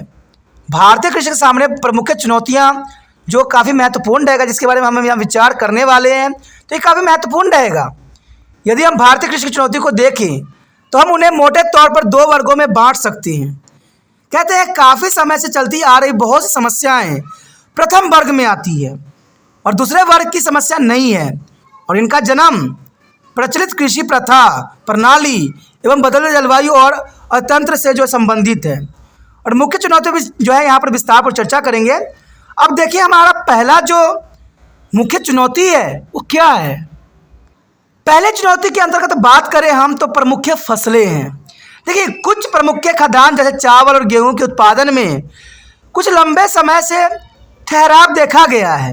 यानी गेहूं और चावल के उत्पादन में देखा गया है कुछ ठहराव जरूर देखा गया है और ये इसलिए हमारे कृषि वैज्ञानिक आयोजक एवं नीति निर्माताओं के लिए चिंता का एक विषय बन के उभर के सामने आया है। अगर यही प्रवृत्ति बनी रही तो लगातार बढ़ती हुई जनसंख्या एवं उत्पादन का अंतर बड़ा होता चला जाएगा, इसमें कोई दो राय नहीं है। यानी इसी तरह जनसंख्या बढ़ती रही तो एक समय आएगा जहां पर हम इस जनसंख्या की भरपाई करने में असमर्थ हो जाएंगे। जिस तरह की स्थिति हरित क्रांति से पहले रही उस स्थिति में जाने के लिए कोई भारतीय नहीं चाहता है, क्योंकि आपको पता है हरित क्रांति से पहले जो था बहुत ही दुखदायक परिस्थिति थी जहां पर भरपेट खाना भी व्यक्तियों को नहीं मिलता था। अब वही परिस्थिति आने वाला समय में दोहराई जा सकती है और कोई भी भारतीय नहीं चाहता है कि वो परिस्थिति दोबारा से आए। तो आज से ही आपको समझदार बनना पड़ेगा, सोचना पड़ेगा और जनसंख्या कंट्रोल करने में अपना महत्वपूर्ण योगदान देना पड़ेगा, क्योंकि जब तक हम जनसंख्या कंट्रोल ना करें हरित क्रांति जो है फेल होने में अधिक देर नहीं लगेगा। हरित क्रांति से पहले अवधि की स्थिति का पता कीजिए और जानिए कि उस समय कितनी तरह क्राइसिसों का सामना जो है आम व्यक्तियों का करना पड़ा। उसके पश्चात अगर बात करें हम खेत निवेश में उच्च लागत, कहते हैं पिछले वर्षों में खेत निवेश के दर में कई गुना वृद्धि हुई है और इसके अंतर्गत उर्वरक, कीटनाशक, उत्तम किस्म के बीज, कृषि श्रम लागत आदि आते हैं और इस सब के कारण निम्न एवं मध्यम जोत वाले किसान ज़्यादा घाटे में होते हैं। तो आप समझ सकते हो कि आज के समय कृषि जो है बिना उर्वरक, बिना कीटनाशक, बिना उत्तम किस्म के बीज, कृषि श्रम आदि के बिना तो खेती करना आज के समय संभव ही नहीं है। और जो सबसे अधिक मध्यतम जो किसान होते हैं, निम्न और मध्य वर्ग किसान होते हैं, सबसे अधिक घाटे सहते हैं और कहते हैं उनकी तो कृषि करने में भी उनको सफलता नहीं मिल पाती है। उसके पश्चात हमारे समक्ष आता है मृदा उर्वरकता की हर्ष। देखिए, एक और हरित क्रांति भारत ने भूख को कम करने में एक सकारात्मक भूमिका निभाई है, दूसरी ओर नकारात्मक परिणाम भी इसका देखने को मिला है। इसमें मृदा उर्वरकता का जो है हर्ष लगातार होती ही चली जा रही है। मृदा उर्वरकता हर्ष का अभिप्राय है कि मृदा से पोषक तत्व की कमी जो एक ही जमीन पर एक ही फसल के बार बार बोने से होता है और यह आम तौर पर वर्षा वनों में होता है।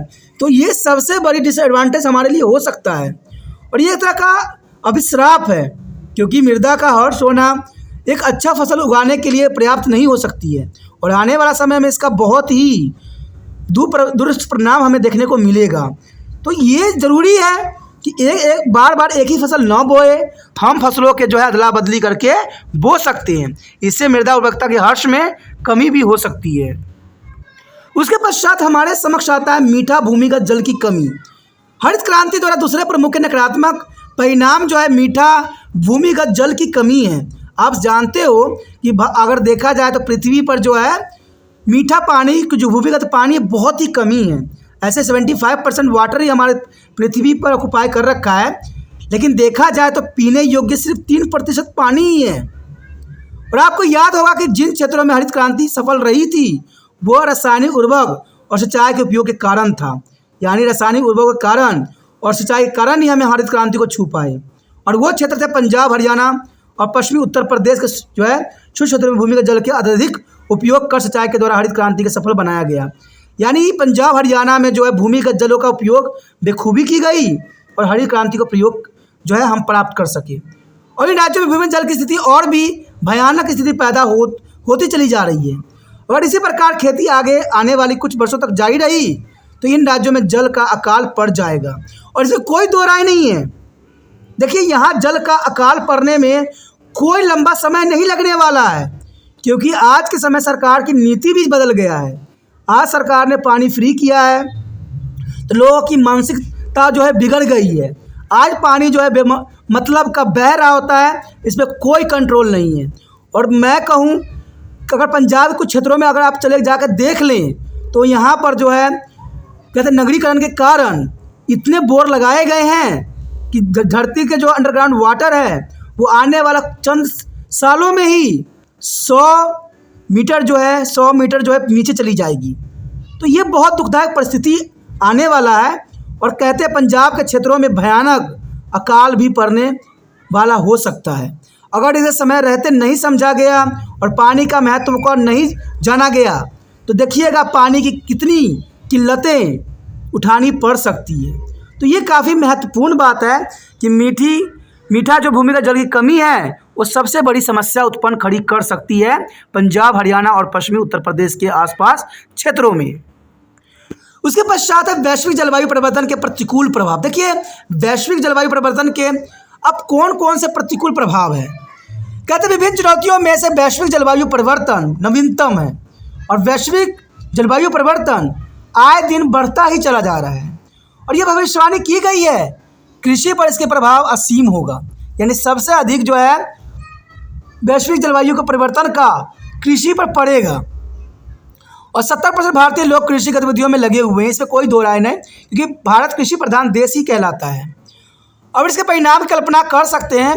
यह भविष्यवाणी की गई है कि जलवायु परिवर्तन के कारण तापमान जो है 2 से 3 डिग्री सेल्सियस वृद्धि होगी और हो भी चुकी है। इसमें कोई दो राय नहीं। हर राज्य में देख लीजिए पिछले दिनों से तुलना में अब के सालों में जो है 2 से 3 सेल्सियस टेम्परेचर बढ़ ही गया है और देखते ही हो कि सब दिन जो है ये नए नए रिकॉर्ड बना रही है। समुद्र सतह में वृद्धि होगी और अधिक तीव्र चक्रवात आएगा और जनरली आज के समय में देखिए चक्रवात भी आ रहा है। बेशक हमें इसके पता लग जाता है, लेकिन हम इसको नुकसान को रोक नहीं सकेंगे। वर्षा की भविष्यवाणी असंभव होगी। भारत के तटवर्ती भागों में समुद्री जल प्रवेश और चक्रवातों की आवृत्ति में वृद्धि के कारण चावल का उत्पादन काफ़ी प्रभावित होगा। तो ये आने वाले समय में बहुत दुखदायी परिस्थितियों का सामना करना पड़ सकता है भारत के निवासियों को, क्योंकि ये लोग नहीं समझ पाए हैं आज भी किसी प्राकृतिक चीज़ों का महत्व को। जब तक आप प्राकृतिक चीज़ों का महत्व नहीं समझिएगा, आप इसको बचा भी नहीं सकिएगा और ना ही इसका महत्व को जान सकिएगा। तो प्राकृतिक चीज़ों का विशेष अध्ययन कीजिए और इसके बारे में वास्तविकता इन्फॉर्मेशन प्राप्त कीजिए। उसके पश्चात हमारे समक्ष आता है वैश्वीकरण का प्रभाव। देखिए, भारत के वैश्वीकरण का प्रभाव कृषि के विभिन्न क्षेत्रों में आप देख ही सकते हो। सभी विकासशील देश इससे काफ़ी प्रभावित हो रहे हैं और इसका सबसे बड़ा प्रभाव किसानों की घटती आय है। और भारत में खेती की निर्भरता पर जो है प्रश्न चिन्ह उठ रहा है और इसका मुख्य कारण है लगातार खर्च में वृद्धि और निर्यात की कीमत में कमी, क्योंकि ये जनरली देखा गया है कि हम निर्गत कीमत नहीं कर रहे हैं। अब देखिए, भारत में जो है दूसरे के सामान खरीदने की एक होड़ लगी हुई है। अपने देश में विकसित करने का कोई प्रावधान नहीं है, लेकिन दूसरे देशों के लोगों को रोजगार देना भारत की एक परंपरा बन गई है। भारत के नौजवानों को जॉब देना भारत में सुनिश्चित नहीं की गई है और विदेशों से सामान खरीदना आम बन गई है। कहते हैं अगर यही बात अगर एपीजे अब्दुल कलाम जी सोचते तो शायद मिसाइल मैन के नाम से नहीं जाने जाते और हमारे देश में मिसाइल का विकास नहीं होता। लेकिन आजकल के गवर्नमेंट देखिए, दूसरे के हथियारों को खरीदते हैं, दूसरे के से हाथ मिलाते हैं और ये नहीं जानते उनका कैरेक्टर क्या है, उनका चरित्र कैसा है और दूसरे देशों के साथ कैसा बिहेव करते हैं। जो दूसरे देशों के साथ बिहेव करते हैं वो भारत के साथ भी कर सकते हैं। तो ये बहुत बड़ा चेतावनी है आने वाला समय के लिए। इसलिए हमें अपना हथियारों को स्वयं ही विकसित करना चाहिए। और त्रिपाण स्टडी सेंटर तो ये भी कहता है कि हथियार हमारे लिए क्यों, हम तो कहते हैं दोस्ताना हमारा सोच है, दोस्ताना हमारा माहौल है, तो हथियार किस लिए? कहते हैं बारूद पे बैठ के हम शांति की बातें कभी नहीं कर सकते। तो वैश्वीकरण का प्रभाव बहुत ही काफ़ी महत्वपूर्ण रखता है। कहा जाता है आर्थिक सहायता की कमी और किसानों की सुरक्षा का मिला जुला प्रतिबिंबन होता है। सरकार की तरफ से बेशकली कुछ सहायता दी जाती है, लेकिन वो सहायता उनके लिए कहते हैं ऊँट के मुंह में जो है राई के समान मानी जा सकती है। व्यापार उद्योगीकरण के कारण अन्य देशों के साथ किसानों की प्रतिस्पर्धा हो जाती है, जबकि विकसित देशों में उन्हें आर्थिक सहायता भी दी जाती है। तो देखिए, विकसित देशों में आर्थिक सहायता देना ये प्रावधान किया गया किसानों के लिए। अब देखिए, कुछ डेफिनेशन यहाँ पर है। सबसे पहले वैश्वीकरण। देखिए, वैश्वीकरण संस्कृति, जनता और आर्थिक गतिविधियों का विश्व स्तरीय जो है बढ़ते संबंध है। व्यवसाय या व्यक्ति जनता की मदद के सरकार द्वारा दिए जाने वाले धन को आर्थिक सहायता कहते हैं। यानी वैश्वीकरण का मतलब होता है कि संस्कृति, जनता और आर्थिक गतिविधियों को विश्व स्तरीय बढ़ाने का संबंध। और वही आर्थिक सहायता की बात करें हम, तो व्यवसाय या व्यक्ति जनता की मदद के लिए सरकार द्वारा दिए जाने वाले धन को हम आर्थिक सहायता कहते हैं। और देश के किसी भी भाग में किसी भी समय किसी भी तरह की आर्थिक जो है गतिविधियाँ उदारीकरण के अंतर्गत आता है और इसके लिए कभी भी तरह से सरकार या गैर सरकारी प्रतिबंध आमतौर पर नहीं होती है। तो यहाँ वैश्वीकरण, आर्थिक सहायता और उदारीकरण का जो है काफ़ी महत्वपूर्ण डेफिनेशन दिया गया है, जिसको आपको नोट कर लेना चाहिए। उसके पश्चात हमारे समक्ष आता है खाद्य सुरक्षा। देखिए, भारत में हरित क्रांति के शुरुआत से पहले हमारे खाद्यान्न प्राप्त नहीं थे। यानी हरित क्रांति से पहले हमारे पास इतनी मात्रा में जो खाद्यान्न नहीं थे जितनी होनी चाहिए। और 1947 में भारत के विभाजन के कारण नहर सिंचाई प्रणाली, कपास की पट्टी और गेहूं का कटोरा पश्चिम पाकिस्तान को चला गया। जिसे हम गेहूं का कटोरा कहते हैं, पश्चिम पाकिस्तान को चला गया, जो अब पाकिस्तान के इस नाम से जाना जाता है। और इसी प्रकार जूट की पट्टी और धान का कटोरा पूर्वी पाकिस्तान को चला गया, जो अब बांग्लादेश के नाम से जाना जाता है। यानी देखा जाए, जो भारत के महत्वपूर्ण क्षेत्र थे अब पाकिस्तान और बांग्लादेश के पास है। हरित क्रांति की शुरुआत के साथ अनाज उत्पादन में काफ़ी वृद्धि हुई है और भारत पर्याप्त अनाज पैदा करने भी लगा है। हालांकि पिछले एक दशक के दौरान कुल उत्पादन स्थिरता हो गया है। और दूसरी ओर इसी अवधि में 16 से 18 करोड़ आबादी बढ़ गई है। अगर आज देखा जाए तो आबादी में हमने चाइना को भी पीछे छोड़ दिया है। तो समझ सकते हो कि आने वाला समय में किन किन मुसीबतों का सामना करना पड़ सकता है ये बढ़ते हुए आबादी को। भारत खाद्यान्न में आत्मनिर्भर बन भी जरूर गया है और इस खाद्य सुरक्षा सुनिश्चित करने के लिए बहुत कुछ करना अभी बाकी है, क्योंकि यह उपलब्ध पौष्टिक भोजन की उपलब्धता और सततता पर निर्भर करता है। भारत के लिए अपने लोगों को खाद्य सुरक्षा प्रदान करना बड़ी चुनौती में से एक है, और भारत में चुनौती रहेगी भी, क्यों नहीं रहेगी। आम व्यक्ति जो नहीं समझ पा रहे हैं, आप देखिए कोई पार्टी में आप चले जाइए, खाना को तो आप ऐसे वेस्ट करोगे जैसे कभी आपने देखा भी ना हो। खाना होता है इतना खाना और ले लेते हो, पूरे पूरे प्लेट भर लेते हो। तो खाना की क्यों नहीं कमी होगा भारत में। कहते हैं जब तक हम बूंदे बूंदे अगर को हम नहीं तरासेंगे तब तक बचाव नहीं होगा, और समझदारी ये नहीं होगा कि आप एकाएक ही बहुत सारे बचा लो। कहते हैं थोड़ा थोड़ा से ही बहुत बनता है। तो अपनी आदतों को चेंज कीजिए और भोजन की सतर्कता को समझिए कि भोजन इंसानों के लिए कितनी महत्वपूर्ण है और कितना ज़रूरी है। अगर शायद महत्वता नहीं समझिएगा तो आने वाला समय में मुसीबतों का सामना ही करना पड़ सकता है। उसके पश्चात हमारे समक्ष किसानों की आत्महत्या। देखिए किसानों की आत्महत्या ये भारत के लिए बहुत दुखदायक परिस्थिति है, जहां पर किसान जो है आत्महत्या कर लेते हैं, और कारण ये बनता है कि वो अपने उपज के लिए जो भी कर्ज लेते हैं वो समय पर नहीं चुका पाते हैं, और उनका मानना होता है कि अगर वो आत्महत्या कर लेंगे तो सारे कर्ज से जो है उनको छुटकारा मिल जाएगा। और यही सोच विचार के कारण भारत में न जाने कितने किसान ने आत्महत्या कर लिया, जो सही नहीं है।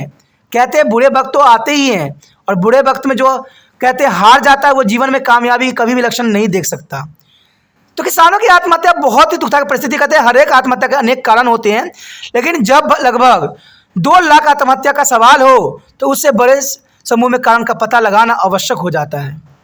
आत्महत्या कृषि की उच्च व्यवसायीकरण और बहुत उच्च किसान ऋण के क्षेत्रों में केंद्रित दिखाई देता है, यानी व्यवसायीकरण सबसे बड़ी समस्या है। खाद्य फसल उगाने की तुलना में नकदी फसल उगाने वाला किसान आत्महत्या के चपेट में ज़्यादा आता है, क्योंकि खाद्य फसल उगाने के जो है देखा जाए तो वो भोजन के रूप में होता है और इसका कम उनको जो है पैसे मिलते हैं। वही नकदी फसल उगाने वालों को अधिक कीमत मिलते हैं, और इन्हीं कारणों से जो है आत्महत्या का कारण बन जाता है। अभी भी संकट के बुनियादी अंतर्निहित कारण अछूता ही है, और कृषि निवेश में भारी गिरावट के साथ साथ देश के व्यवसायीकरण के कारण आत्महत्या काफ़ी बढ़ी है। भारत में जो व्यवसायीकरण की नीतियों को अपनाया गया है उसके कारण जो है आत्महत्या की संख्या अधिक बढ़ी है, और बढ़ते हुए जो है लागत खर्च एवं घटते कृषि आय के समय पर बैंक ऋण की वापसी आत्महत्या की समस्या और गंभीर एवं जटिल बना दिया है। करोड़ों लोगों का खाद्य फसलों से नकदी फसल की ओर जो है बदलाव का अपना ही जोखिम है, और जो है कई संसाधनों का निजीकरण भी समस्याओं को और बढ़ा दिया है। सरकार ने बहुत ही यहाँ चालाकी का काम किया कि बहुत से क्षेत्रों को जो है निजीकरण कर दिया है, और जिसके कारण आम किसानों को बहुत ही मुसीबतों का सामना करना पड़ रहा है। तो आप समझ सकते हो कि सरकार का यहाँ पर रोल किस प्रकार की है। देखा जाए तबाही 5 बड़े राज्य महाराष्ट्र, आंध्र प्रदेश, कर्नाटक और मध्य प्रदेश, छत्तीसगढ़ केंद्रित है। जो कि तबाही जो है जो आत्महत्या की है, देखा जाए तो उसको 5 ही क्षेत्रों को जो है केंद्रित किया गया है। महाराष्ट्र, आंध्र प्रदेश, कर्नाटक, मध्य प्रदेश और छत्तीसगढ़ में ही केंद्रित है। 2003-2008 की अवधि के दौरान सभी खेत आत्महत्या के 2/3 मौतें इन राज्यों में ही हुई हैं। यानी देखा जाए तो यही ऐसे राज्य जहां पर जो है 2/3 मौतें इन्हीं 5 राज्यों में हुई है। कुछ प्रमुख जो है उत्तरदायी कारणों में से ऋणग्रस्तता, उपज की असफलता तथा किसानों की आर्थिक स्थिति में हर्ष है। समाज स्थिति में गिरावट, स्थानीय सरकारों द्वारा उच्च दर पर कर्ज और परिवार में पुरानी बीमारी, पीने की आदत किसानों की कठिनाइयों को बढ़ा दिया है, और ये इतनी बढ़ गई है कि आने वाला समय में और भी दुखदायक परिस्थितियों का सामना किसानों को पड़ सकता है। और इवन किसानों ने इससे बचने के लिए खेतों को जो है बेच दिया है। अब समझिए खेतों को अगर इसी तरह से वो बेचते रहें और उसमें जो है घरें बनाते रहें तो एक समय आएगा जब हमारे उपज के लिए कोई भी ज़मीन बच नहीं जाएगा। तो वो समय बहुत ही कष्टदायक होगा हर एक नागरिक के लिए, इसलिए समय रहते ही समझना काफ़ी महत्वपूर्ण रहता है। तो इसी के साथ हमारा चैप्टर भी खत्म हो जाता है, जो कि काफ़ी महत्वपूर्ण थी कृषि के अंतर्गत, और हमने कृषि के अंतर्गत हर एक पहलू पर विस्तार पर चर्चा किया और हर एक बात जानने की कोशिश किया। ठीक है, अगर आप तिरपान सेंटर को दिल से हेल्प करना चाहते हो, मदद करना चाहते हो, तो एक ही प्रावधान है, जितना हो सके इस वीडियो को शेयर करना है। ठीक है, जितना इस वीडियो को फैलाइए, जितना दूसरे बच्चों से शेयर कीजिए, उन तक पहुँचाइए। यही तिरपान स्टडी सेंटर का अभिलाषा है, और इसके लिए कुछ नहीं करना है, यूट्यूब से लिंक को कॉपी करना है और व्हाट्सएप एड्रेस पर लगा देना है। देखिए दोस्तों, आप अगर मेरे लिए कीजिएगा तो आपके लिए भी समय समय बहुत कुछ किया जाएगा जो आपकी विकास के लिए बहुत काफ़ी महत्वपूर्ण भी रहेगा। पहली बार वीडियो देख रहे थे तो चैनल को सब्सक्राइब करके अपने मोबाइल में अवश्य सेव कर लीजिए, क्योंकि अगर आप वीडियो देख रहे हो उसके बाद लीव कर जाते हो और बाद में मान लीजिए मैंने कोई अच्छा सा वीडियो डाला आपके लिए महत्वपूर्ण रहा और आपके एग्जाम व्यू से भी महत्वपूर्ण रहा, क्योंकि आपको पता ही है कि मैं हमेशा ही कुछ ना कुछ वीडियो डालता ही रहता हूँ और जो काफ़ी आपके लिए महत्वपूर्ण रहता है। सब्सक्राइब कर लीजिएगा तो नोटिफिकेशन आएगा, अगर आपके मतलब का रहेगा तो आप देखिएगा, नहीं रहेगा तो उसको लीव कर दीजिएगा, लेकिन वो तब होगा जब चैनल को सब्सक्राइब कीजिएगा। दोस्तों, अच्छे काम के लिए सोचने की आवश्यकता नहीं पड़ता है और आप अभी भी सोच में पड़े हुए हो। जो रेड बटन आपको दिख रहा है सब्सक्राइब का, उसको दबाइए और तिरपान से सेंटर के साथ जुड़ जाइए।